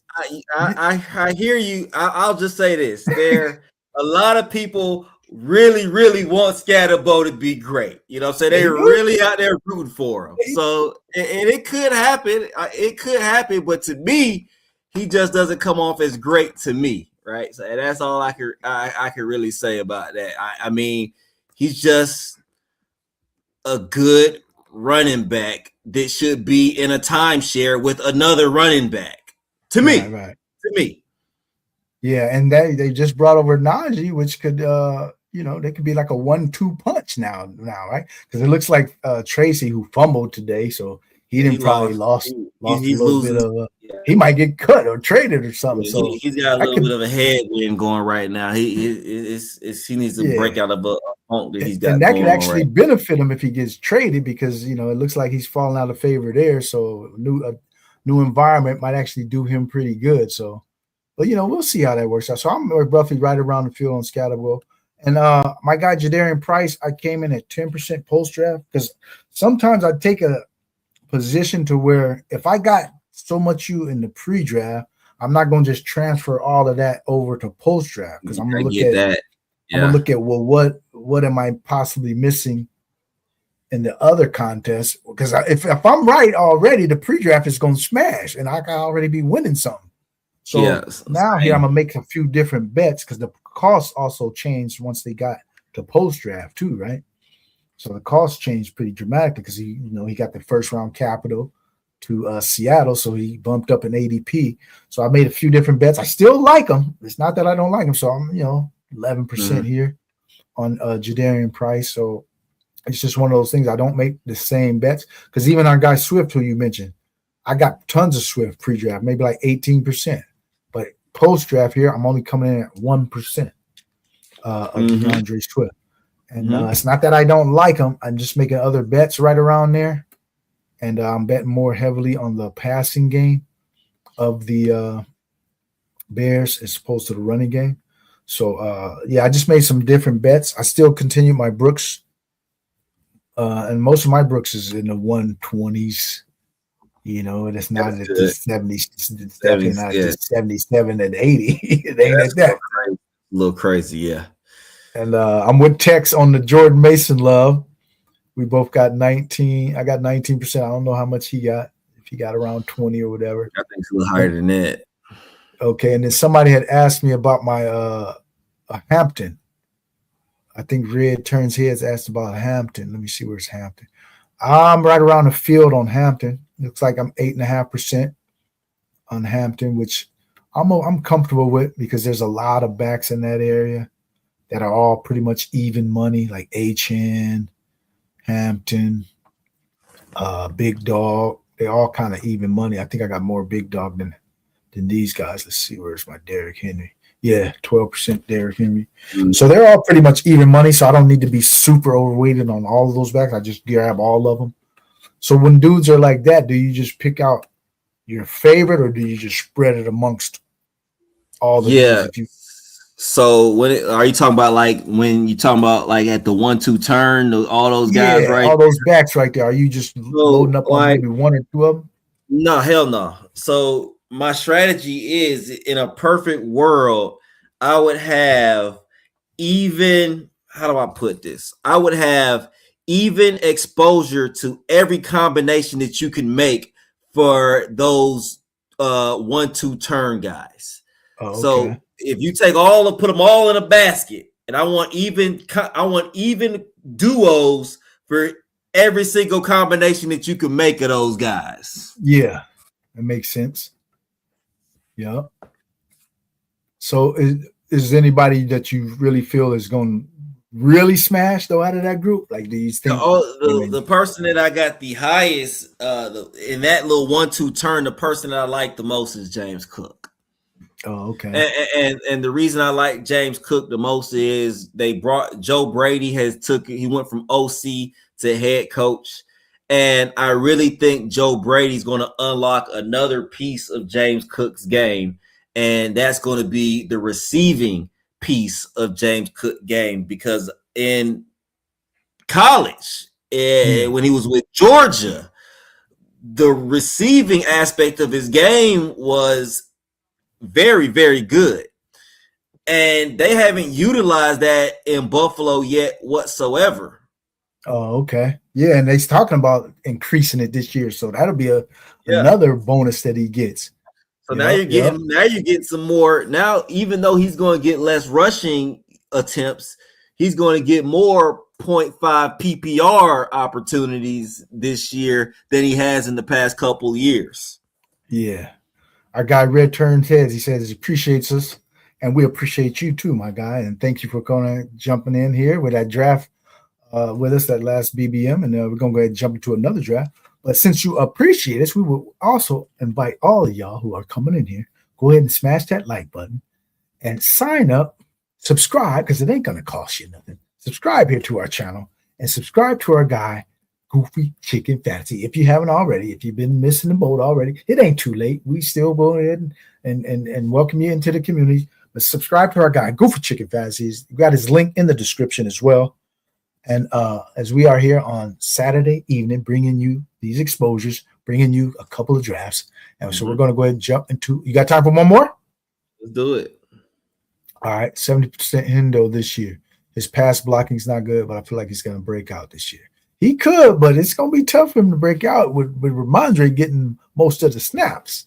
That's the thing that I keep looking at, is that they really trust Ramondre on those third downs, and he's getting a lot of the early down work too. So I just look at it's going to be hard for a guy like him to Travion to break out if he's getting the lower end of the snaps, you know. I agree. All right, so let's look at a first quarter, man. I got my rankings up on it because I think this is where we get the edge, is that nobody's setting rankings in the first quarter. Oh, and so, okay. Because I looked at the schedule, and in fact, let me break out my little. Okay, I got my little paper where I'm ranking my teams and all that. So let's do a first quarter, man, because it's only weeks 1 through 4, and I did pretty good in these contests last year. I didn't take nothing down, but I got a couple of them to the final week, you know, and all that. So I think there's an edge in these contests if you aren't setting your rankings, because 2 out of 12, 1 out of 6, and then 1 out of 4. And then that's for each week. So week 1 is 2 out of 12, week 2 is 1 out of 6, week 3 is 1 out of 4, and it's 391 seat final. Let's do it. So these contests, they pay out pretty decently too. How much is it for first place? So for $10, first place, you're getting 100 thou. Damn. So yeah, and second is 50. So this could get an instant payout, you know. Mm-hmm. If you hit something out of this one, you get money before everything even settle. You already end up getting some money into your account. So I like playing these quarters, man. So let's go ahead and jump in one, and then I got the rankings all set, so we can go ahead and build this one together. Run that 100 thou wow, and go ahead and flip that right into some parlays. Right. So we're gonna go ahead and join this first quarter. We're gonna give you a countdown for this one. We got 10, 9, 8, 7. The first quarter, weeks 1 through 4. 5, 4, 3, 2, 1. We are entering first quarter. All right. Let's see. Damn. Oh, they might have got in on the underflow. This one, because it's waiting for 11. We're the first one in the building. Okay, it'll fill up, man. Folks, like I said, football is on. They won't feel it. It's gonna come. But yeah, man. So we talked about off stream a little bit. You know, what are you gonna be doing on this channel during when we're in the regular season, and what kind of content you're gonna be creating, man? Yeah, I'm gonna be jumping right into the DFS streets, and I play a lot on DraftKings, my DFS, where you got the salary cap, right? And because I don't do redraft leagues no more, where you set in lineups and draft. Yeah, I feel you. So I feel you. I had my fill of those, so I'm strictly DFS and best ball, and then I'll be. I'm also gonna add to my content the battle royals over here on Underdog. So I combine that with the DraftKings stuff. That the weekly drafting stuff, the battle royales. Yeah, because that's how I got my silver badge, right? Because I got like 8,000. I got almost 9,000 drafts. I'm almost getting another badge here in a little bit. So, and that comes from mostly the daily stuff because you can't do no 10,000 best ball drafts, right? So I got most of my drafts are from the dailies, right? So I play all the sports too. So I play baseball, I play basketball, I play and then obviously the football about to come up. I was thinking. Go ahead. I was thinking about hopping into those battle royales. How do you like that, man? I tell you where you should start. I'm gonna tell you where you should start because I peeped a lot of game from these deals. Shout out to the Badge brothers. You got Nez Takes, and John. They've been dropping game for years on these battle royals on the strategy that. Let's see. I think they're starting. Oh no, he's still waiting. But yeah, those dudes. They do videos, right? So they give you the game on how to really attack these battle royals. So I picked up a lot from them, and so the key for me is drafting all week, right? Because they come out on like a Monday night, maybe early Tuesday morning or something for the whole week. The contest comes out then. So if you start drafting early, and if you already kind of got a heads up on what you are looking at, if you because I'm a matchup person, right? I think I'm strong in breaking down matchups. So once I break down the matchups, I can already see where I want to go early in the week. And so the teams that you're going to get, the builds you're going to get early in the week are going to be a lot different than you get later in the week. So if you're just kind of drafting all throughout the cycle, like Monday, Tuesday, you draft, then you start drafting a little on Wednesday, and then you wait till Friday, Saturday to kind of finish up your draft. You're going to see that how the cycle shifts. And you'll see that, I got certain teams look like this early in the week that you can't get later in the week because the steam going to start to increase on certain dudes. And then so you won't be able to get those dudes in the 5th, 6th round. You got to take them in the 2nd round or something. So it just becomes a strategy game on how you are drafting throughout the whole week for me. Yeah. And so I've had a little bit of success in those lately too. So I think I can continue that.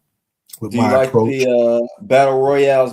Are you more of a DFS guy or more of a battle royale guy? Or I'm gonna be DFS over. If I had to choose one over the other, I'm gonna take the DFS first because number one, they have bigger contests, and number two, I've been doing it a little longer, and I think the variance is high in both, but even more so. Because there's only 6 starters on the battle royals, right? You only starting 6 players. Okay, we got a draft spot here. We're in the 6. We're right in the middle. Yep. And one thing on these first quarters is you got to pull up the backs a little bit. The backs get pulled up a little bit, and at least they should be. That's if people aren't pulling up the backs, they making a mistake in these first quarters. Yeah, because you only got 4 weeks, so you're looking for touches. To me, that's the number one thing. Who can I guarantee a lot of touches in these 4 weeks? So the dudes like that you're taking in the 10th, 11th round, and you think you high on them because they got value toward the end of the season and all that. You can't even mess with those dudes in this kind of a contest. Dudes in these 3-headed monsters. Yeah, I'm not valuing those guys as much in this kind of a contest. So you're looking for those workhorse dudes. Yeah, and you're looking for the target hounds. Yeah, for sure. Kind of okay, I got you. So this will be my first time even. This will be my first time in one of these. Yeah, 6th spot. Okay. Say somebody pulled up Hampton. Yes, that's exactly what you were talking about. Exactly, yeah. And really, there is no right or wrong in these kind of contests because it's only first 4 weeks. This dude might really like the schedule. Yeah. So what about here? You got Christian McCaffrey has tightness. Puka Nacua got groin thing. So what do you think of here? It's Amon-Ra or Puka. Okay. I think I'm okay with Puka because I think Puka's in one of these contract years. He ain't sitting out no games. Okay. He's not sitting. He gonna get all the rest he need right here and be ready week 1. Mm-hmm. But Amon-Ra got him bumped up pretty high here. I see who they play the Saints week 1, right? Yeah, they got the Saints In Detroit. They got one of the more favorable schedules by my accounts over the whole 4 weeks. Mm-hmm. They got a very favorable schedule, so I'm high on Detroit in this contest for sure. So we got some chances to add some more Detroit players. But yeah, I think Detroit is a good bet on these first quarters. Even golf too.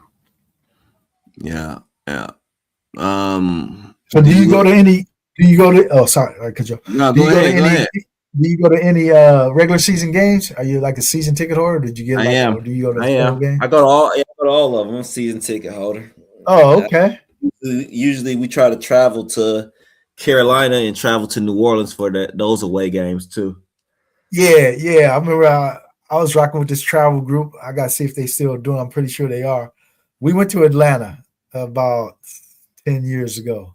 Okay. Yeah, we went to the Atlanta game. Oakland. It was Oakland out there or something. Yeah, that's when we was in Oakland. I'm trying to see who was our quarterback because I think we lost the game. We lost the game on a field goal at the end to y'all. I remember. Well, it couldn't be. It wasn't Carr, was it?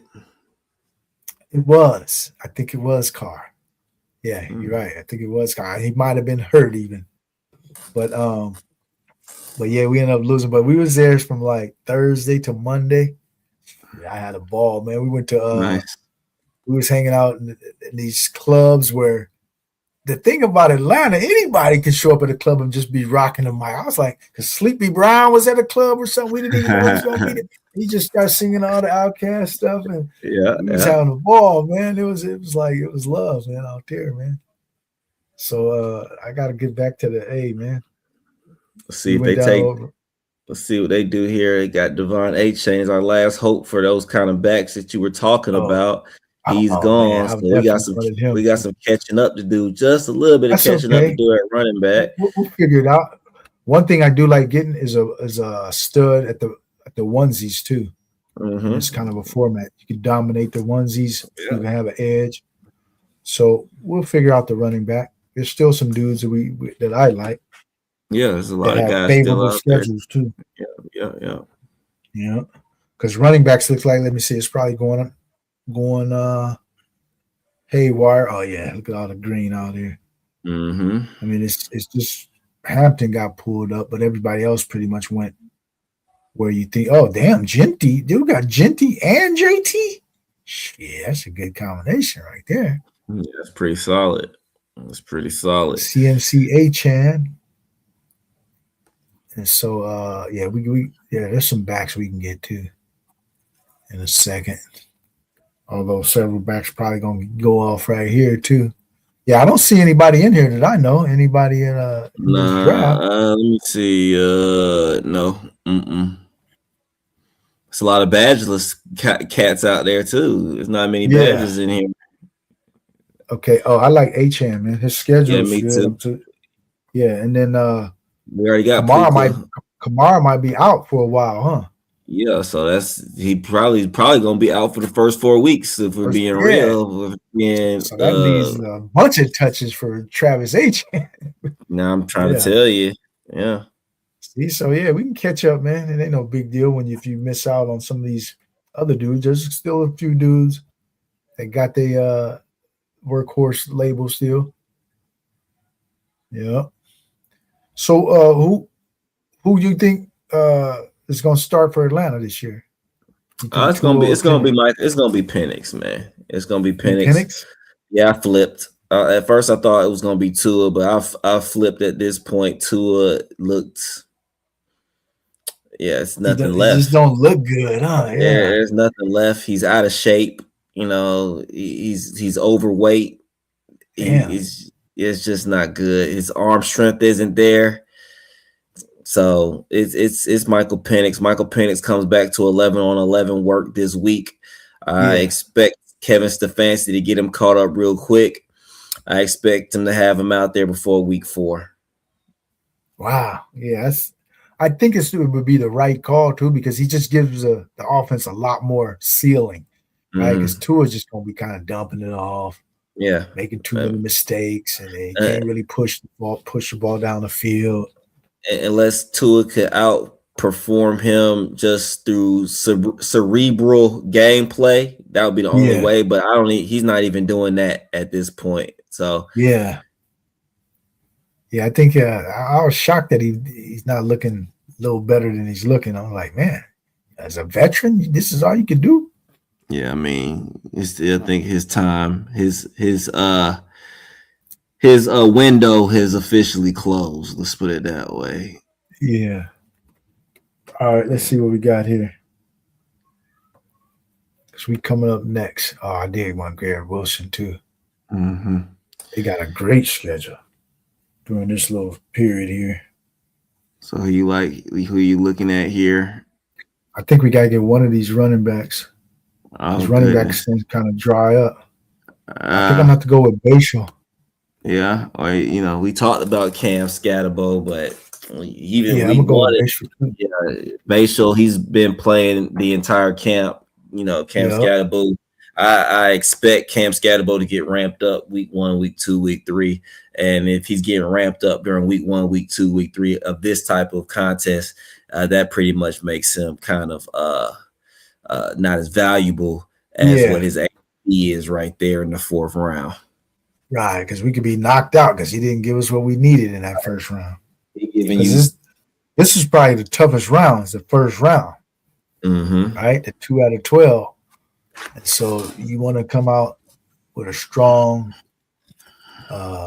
group. Like almost all your groups have to be strong here. You can't be weak in one position here. These kind of contests. So with the running back kind of thinning out, we gotta make a play on one of these dudes. So I feel more comfortable with Tootin there. Yeah, man. So you say you do a little bit of basketball too. What's your favorite sport? Your favorite sport is football? Well, my favorite sport as a person is always going to be basketball because I played hoop, right? So, and I'm like, hoop is my love, my first love since I was a little kid, And but as far as for the fantasy stuff, I think we on the clock. Shit. I like Jameson. He's at the top of the queue. I kind of like Jameson against New Orleans. And Detroit. Detroit is one of these teams that has the great schedule. So Detroit is definitely a favorable schedule too. Mm-hmm. So we'll go with him. But as far as the fantasy stuff though, you gotta go with the football because that's where all the money's at. Right? Yeah, it's a lot of it's smart money too, though. I mean, I don't think there's an edge at this point. I don't know if there's an edge anywhere at this point with all the information and data out there. Yeah, it's shrinking. The edges are definitely shrinking across the board, but it's still ways to kind of find your edge and your niches out here to where you can still come out ahead, right? When you're preparing for a week, right? Like whether say week 3, week 4, are you more of a digging into the stats guy, or are you more of you watch the games and an eye guy? Like once the game start, I'm watching the games because I can watch all my games on replay. If I didn't catch it, I'll just watch it on replay. But then I also look at stuff like snap counts, right? Who's on the field a lot, so they got data, they got all that kind of stuff. But when I'm watching the games, I'm looking like, well, what's your role when you're in there, and how are you really looking? And then I take the data that makes sense to me, the snaps, the target percentage, all that kind of stuff. Because some of this data you can get overwhelmed and it don't really mean shit. You got to take the pertinent data. Yeah. Give me the pertinent data. And so things like that. And then I go into my matchups because I think that's where my edge comes from. I look at the matchups first and foremost. Do you got an edge against this secondary as a passing offense? Are they going to be able to get to you? The pass rush is going to be able to get to you. What's your pace of play? Things like that. So you got to take into account all of that as well on a weekly basis because that changes opponent to opponent, because you would be thinking, oh, this team ain't good. Well, I don't care if the team's any good at winning and losing. Are you good at creating a fantasy environment that's going to be conducive to me winning? Correct. And so you get too caught up into that, that's a shitty team and all that. Hey, shitty teams can produce winning fantasy all the time. Got a nice little wall of quarterbacks right there. Yeah, I think I like Philly's schedule a little better than Drake May's. I'm gonna Yeah, go ahead and take me a naked Hurts. ain't nothing wrong with that. Yeah. Nothing Because wrong he with might that. run, he might get about 2-3 tush pushes in one of these games. I've So seen yeah, it I'm looking for before. those kind of things, like this, like a Hurts in this kind of contest. I might not love Hurts in BBM, right, the whole season, but in these little short term contests where he have those spurts of 2-3 good games, he could be the difference between winning and losing these kind of contests like this, Absolutely. And their schedule looks very favorable to start off. So, and it looks pretty consolidated right now. Because is did he come back to practice yet? Even Makai Lemon, is he even practicing? He practiced last week, so it was his Oh, first. Yeah, so it's been a minute, but he's finally okay. made his way back. Because what do you Yep. think about Dontavian Wicks? I was gonna say when we got to him, I was gonna recommend him. Yeah, Wicks is one of those dudes that Yeah, I you was got to gonna be looking at recommend him, him. man. Yeah, you got to be looking at him in this kind of a contest for sure. Yeah. I think Yeah, a guy definitely. like Mason has such a great schedule right here. He's What's another his dude. schedule? What's his schedule? I don't even know it off the back of my hand. Yeah, I'm gonna have to look it up, but I gave him my highest mark I can give him for schedule. But let me go ahead and check it real quick. Because I kind of marked who has the most. I gave him like star rankings and stuff. And I just got Minnesota as like the highest ranking I was give for schedule.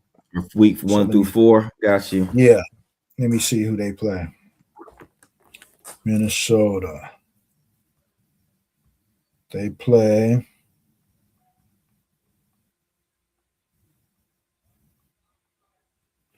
They play at home to Green Bay, on the road to Chicago, Okay. on the road to Tampa, and then at Mhm. home to Miami. All 4 shootouts. Yeah. And 4 teams that, he can probably do something against. Yeah, for Chicago's sure. defense is looking horrible right now. Mm-hmm. Green Bay ain't looking that great. And Miami, they rebuilding. The only Mm-hmm. kind of maybe decently tough matchup is Tampa, but I mean, they still could be, still can do something against him. Vita Vea ain't as what he used to be. Mm-hmm. So yeah, I think that's a great schedule for them. That's real. Let's see who we got here. We could use a receiver. Mm-hmm. I'm looking at like Nick Corum though. Okay. You got Puka Nakua right there. You got Matthew Golden right there, or Jordan. All of these guys, I want to go off. I want to go off your ranking because you put in the work already. Yeah, I think we got to go running back here because the running backs are going to kind of thin out to who I can really trust in these next. Whereas the receivers go a little deeper through here. Mm-hmm. Yeah, I can deal with any of these receivers in this kind of one. Look how high I got Wicks. Yeah, I ain't mad at you like that. His ADP is 148. I got him 110. Yeah, Wicks. I think he's a dude. Even if Makai Lemon is eventually better than him, to start off though, Wicks could be one of those dudes that's lighting it up in the early part of the season. He's been looking good, man. And he ain't finna just lay down for Makai Lemon. So he's out there taking advantage of his opportunity. Makai Lemon right now is nursing a hamstring, and he's been nursing a hamstring for it feels like about 6 weeks now. Yeah. So that's 6 weeks of opportunities that Dontavian Wicks has gotten over this past month and a half. Right. And it goes back to play callers. The play caller has been calling plays for Wicks. He hasn't been calling plays for Lemon so far.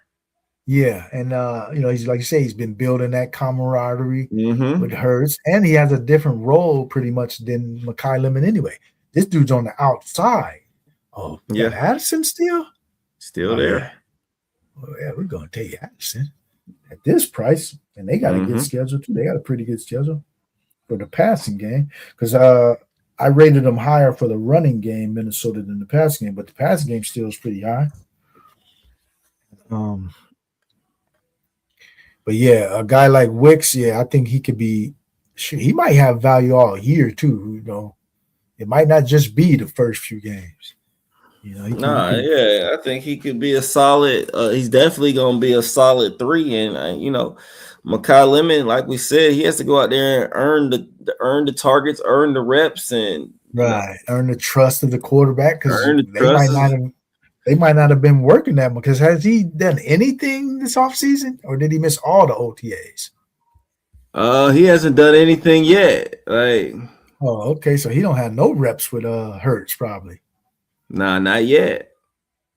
Yeah, so he might need to catch up. This could be like 10, 12 weeks before he even start to really gain any traction or anything. And it won't be week 1 through 4, that's for sure. Right. Yeah, because when the speed of the game really catches these dudes who ain't been working out and ain't been doing a lot of stuff already, you can't just jump in against these premier cornerbacks and pass rushers and think you're going to just instantly hit the ground running, man. The game moves hell faster as opposed to anything you did in the OTAs, rookie camps, and all that. To the regular season, shit, it's a whole new ball game. We're going to add Kyler. Yeah, that's a good ad with Jordan Addison and Mason. Yeah, with Addison. Yeah, I like that ad right there. Mm-hmm. He was at the top of the ranks too, so because you're going to need a couple different avenues. We got Hurts naked so far. Hurts ain't gonna be naked for long though. Yes, like I said, so far. Let's see where we at. Damn, I think somebody took him already. Did we pump him up? Did we? Oh no, he's still there. I thought somebody picked him. I was like, damn, did we talk about him?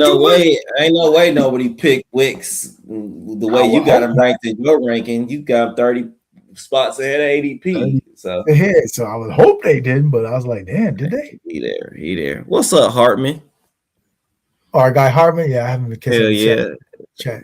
What's up, our guy Hartman? If you aren't subscribed to our guy Hartman, go ahead and check him out. Yeah, definitely. Fantasy football.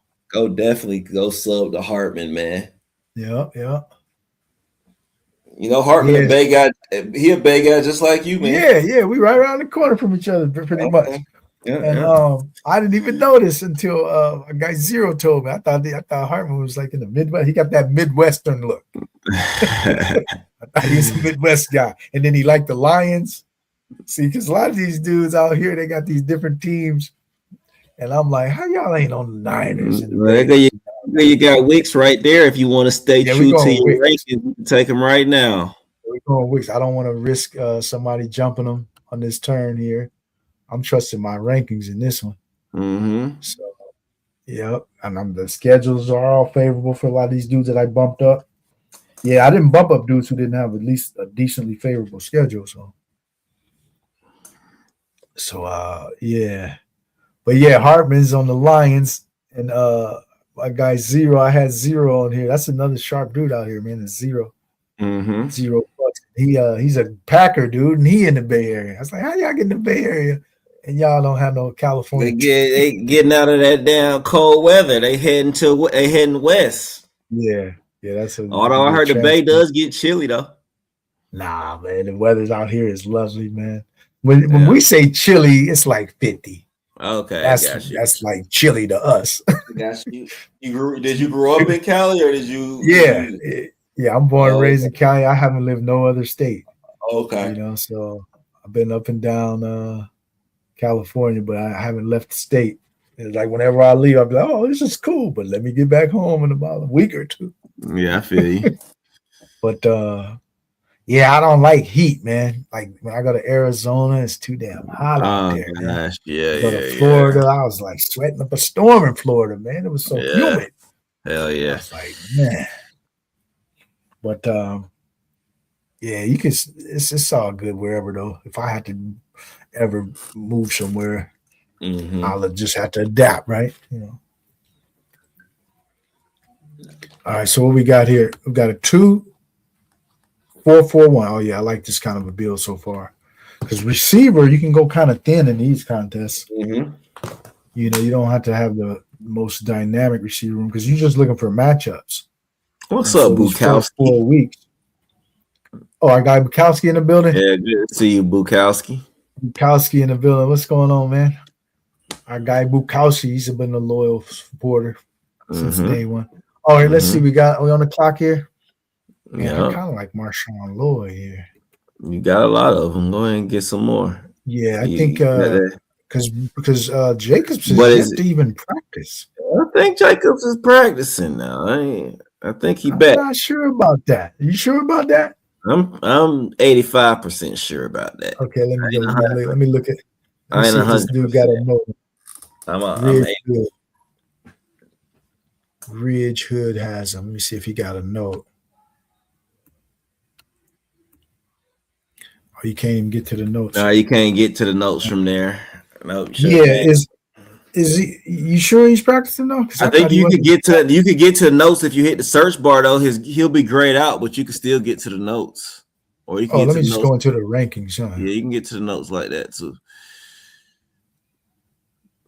Okay, where is he? Oh, there he is. Yeah. Won't suit up. Okay, he's probably practicing there. He won't play in Friday's game. He returned to practice Tuesday. Okay, he did return to practice. I still think our guy Lloyd has a role here. Yeah, he could. Yeah. Yeah. Especially in the passing game. Okay. Well, I gotta do some more research on Lloyd. I'm not a big. Yeah, he had a nice little wheel route out of the backfield. Okay. Yeah, good. Touchdown. Actually, it wasn't a real route. It was that other route. What's they call that route? Texas route. Texas route. Okay. The Texas route. Mm-hmm. Yeah, when you kind of go outside and cut back inside. Yeah, Texas. Yeah. He did that one and got the touchdown. It was like a nice route, nice hand because he threw it kind of hot too. He threw it hard. He caught it with his hand. Hands. Yeah, he got a nice skill set, man. I'm high on him this year. What you think about Jacoby Lane? You buying it? Nah, not yet. It's starting to look better now that Rashad Bateman. I'm about to pick right here. Our guy Malik. Okay. Yeah. Rashad Bateman started acting a fool. He's looking more attractive. Or allegedly Rashad Bateman's acting a fool. That's what I was going to ask you. Do you think they kind of overblowing that? Because when I read the thing, it said he attacked the car. Okay. I can tell you right now, Hartman, that Moolah is buying the Jonah Coleman hype. You missed his 30% exposure to Jonah Coleman. 34% exposure to Jonah Coleman. So he's done more than bought. All right. He's fully invested. Oh, I'm leading the charge on that one, man. I've been holding back my exposure because I didn't want y'all to try to copy me, man.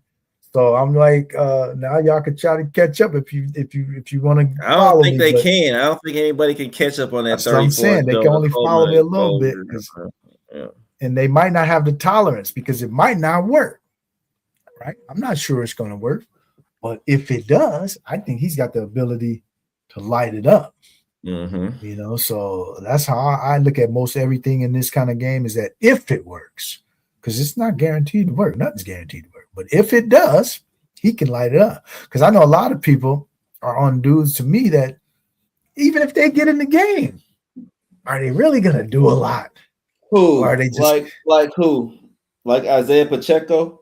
Yeah, like dudes like that. Like if he even gets the full load, look what he did with the Chiefs. You on the Chiefs, one of the best teams in the league, and you still wasn't lighting it up, really, right?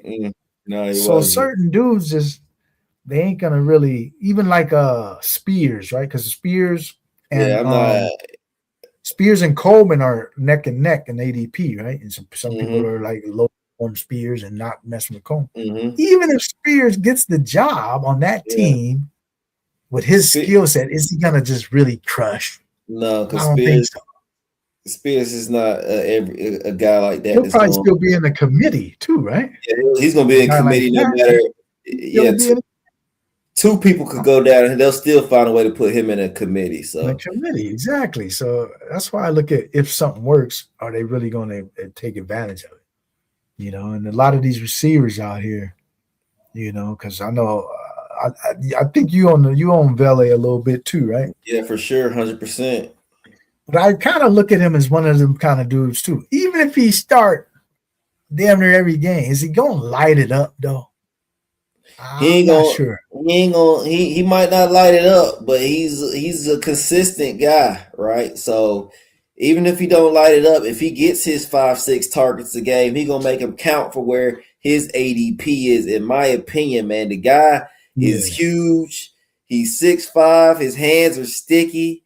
I mean, last year, man, he looked really good heading down the stretch. I got 50% Vele in pre-draft, so that was my one vice right there. I got 50% Vele in pre-draft when he was going in the 20th round. I think the only person out here who's got more Vele than me is Bayou Bengal. It's Bayou, yeah. He got like 90 something. I'm like, man, he crazy. Because I don't know, man. I'm not a believer in the talent level. I think he's an older dude. But the opportunity is going to be there for sure. Yeah. And Bukowski, go ahead. Bukowski. We took Jalen Hurts in this draft. Did we get him on a fall? I can't remember if we got him on a fall or not.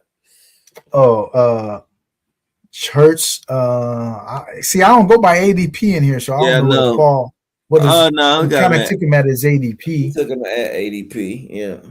But I'm not looking to get dudes on falls. I'm taking dudes where I kind of got them ranked anyway. I think Braylon Allen with Breece Hall kind of maybe iffy.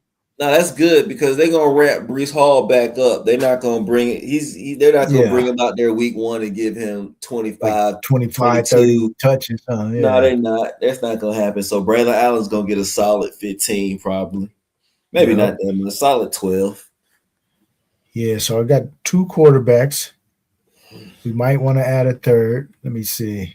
Possibly if it's the right pick. Do I got any Jets other than Braylon? Because I think AD Mitchell's probably going pretty high in here, huh? So I know I got him ranked above his ADP. Let's see where he went. AD Mitchell went 160. Okay. Which is pretty much where he's going now. Yeah, so are there any teams that you're avoiding like the plague? I'm avoiding the Commanders, man. That's one team that I'm avoiding. They just lost their left tackle. And the biggest reason that I'm avoiding the Commanders, like even today, I'm watching the game and one of the analysts say, the Commanders had their tight end trying to block Aiden Hutchinson. And they were like, well, that's never going to work. Tight ends don't block defensive ends. The protection doesn't make sense there. And we got to understand who is calling the Commanders offense. It's a 31-year-old man, a 31-year-old man that's never called plays in the NFL before, who's only been coaching 4 years, is calling the plays for an NFL franchise. Right. I can't see how a guy with that lack of experience, I can't trust a guy with that type of experience calling NFL plays against NFL defensive coordinators who's been doing it for 2 decades. Yeah. That's a good point. Because I think it's one of those things where we wouldn't add Rodgers as a third quarterback. Because the quarterbacks is running thin. I think in these kind of contests, you want 3 quarterbacks to give you more outs, especially that first week, which is going to be the toughest week. And but yeah, I think that's a valid point because if he's already putting those kind of protections in place, it don't make sense. What other kind of mistakes he gonna make when the defenses start showing more complex looks? Right. And now because right now it's all vanilla stuff. And you're talking about you're 30 years old, man. Like Stephon Diggs and Terry McLaurin are older than you. Right. And you're in a leadership role in this offense, and they're sitting there like this young dude, man. Like it could go south real quick.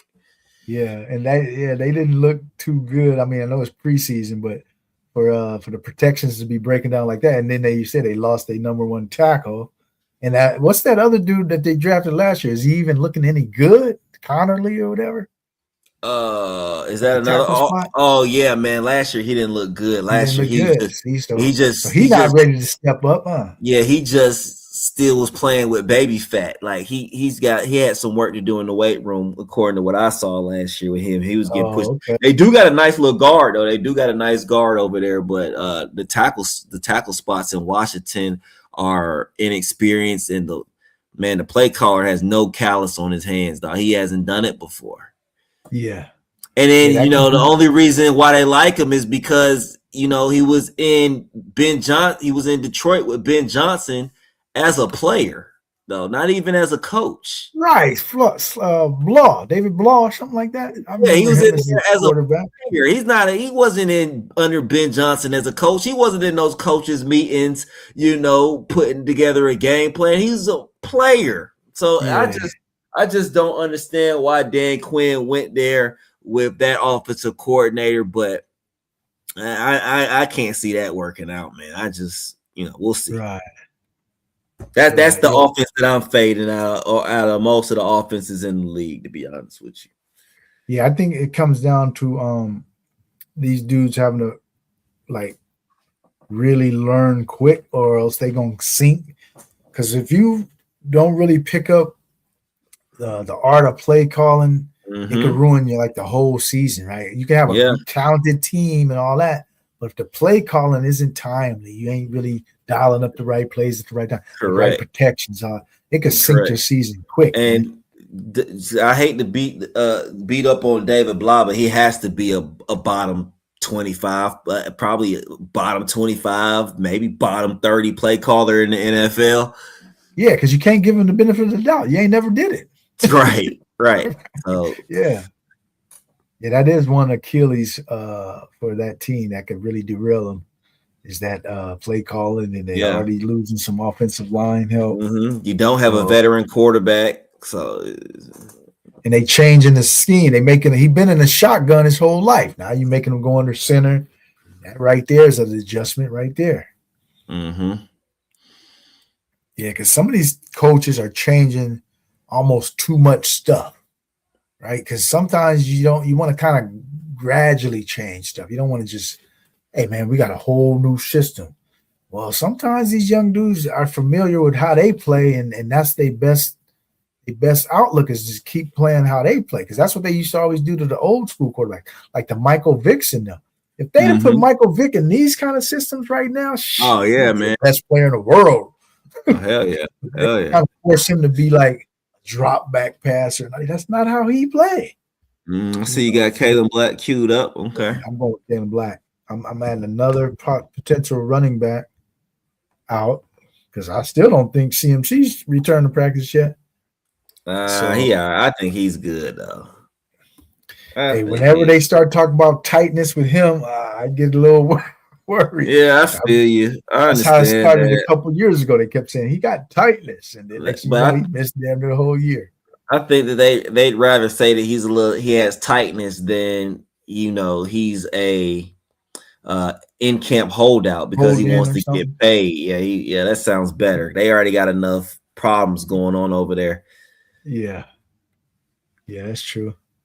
All right, we got our guy Hartman asking, "Are you buying the Jonah Coleman?" Oh yeah, we definitely are doing that. I'm crazy, but I love Coleman and Harvey. Yeah, I do a lot of builds where I take two of the Denver backs. So a lot of that 34% is with Dobbins or Harvey. Not a lot, but some of it. Yeah. But because I do got some Denver stuff.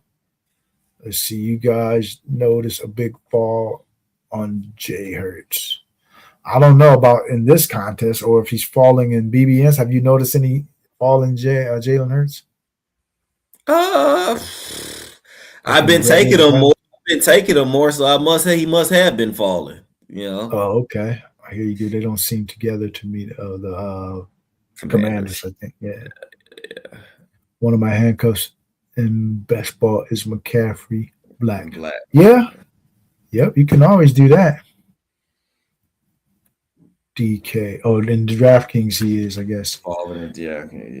Yep.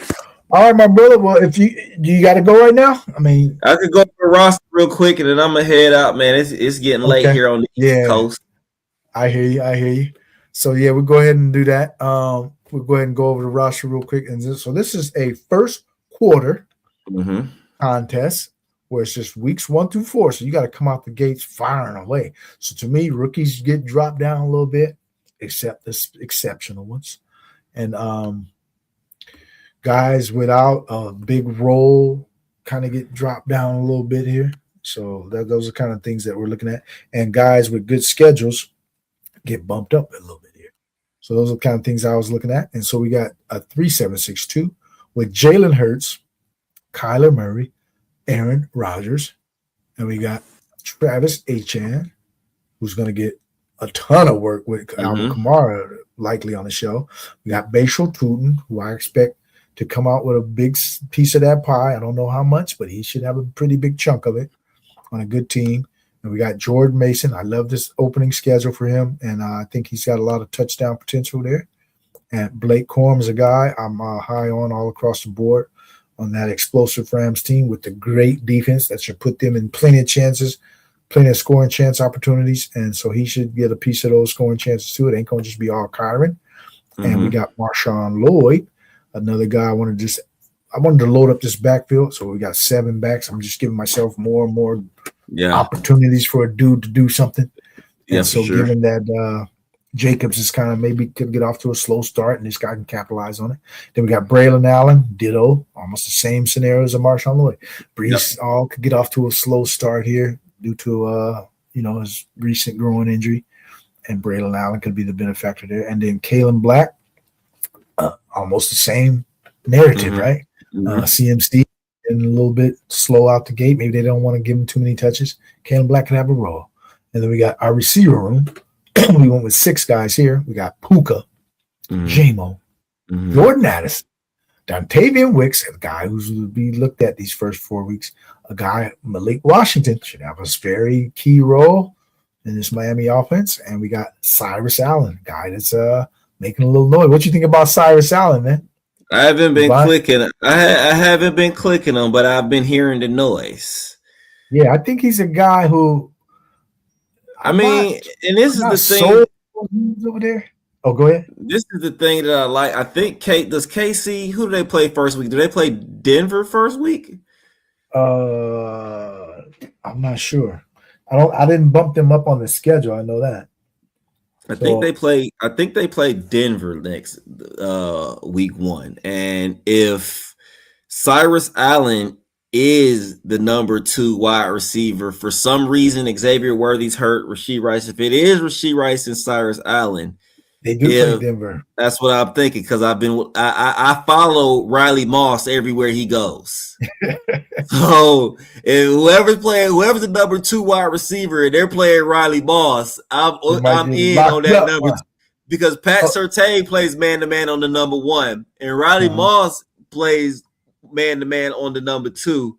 And there's some times out there where Riley Moss can give it up. Yeah, and he gets a lot of penalties and shit too. So, but yeah, I think that's a good point, because he's gonna get the number 2 corner. Yeah.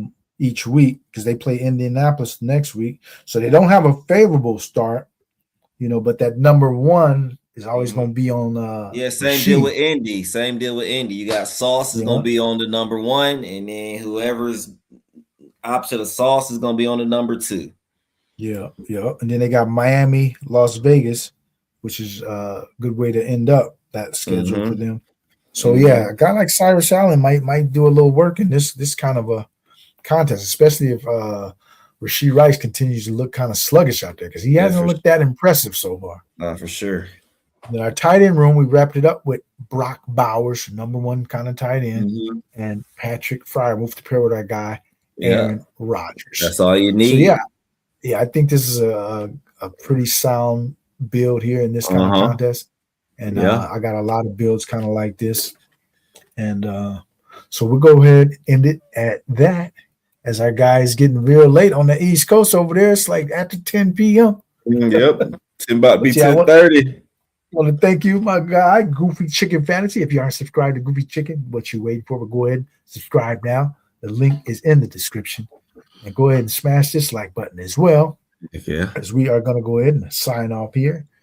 And we will be back at you probably Friday, man. The earliest I can get back, because I'll be unavailable for a few days here. But we'll go ahead and come back at you probably Friday. I'm trying to work on another guest here.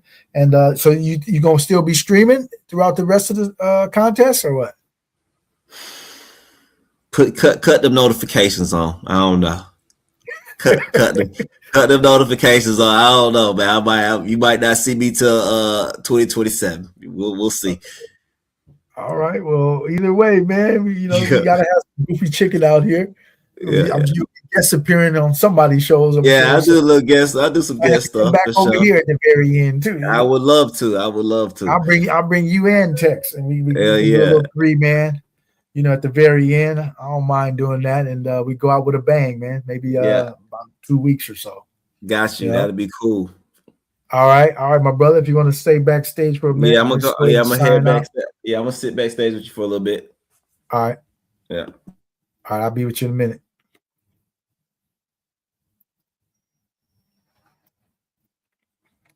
All right, so we want to thank you all for joining us here on Machiavellian Thoughts with our guy Goofy Chicken Fantasy, and we went over our exposures. You can go ahead and check that out if you didn't catch it.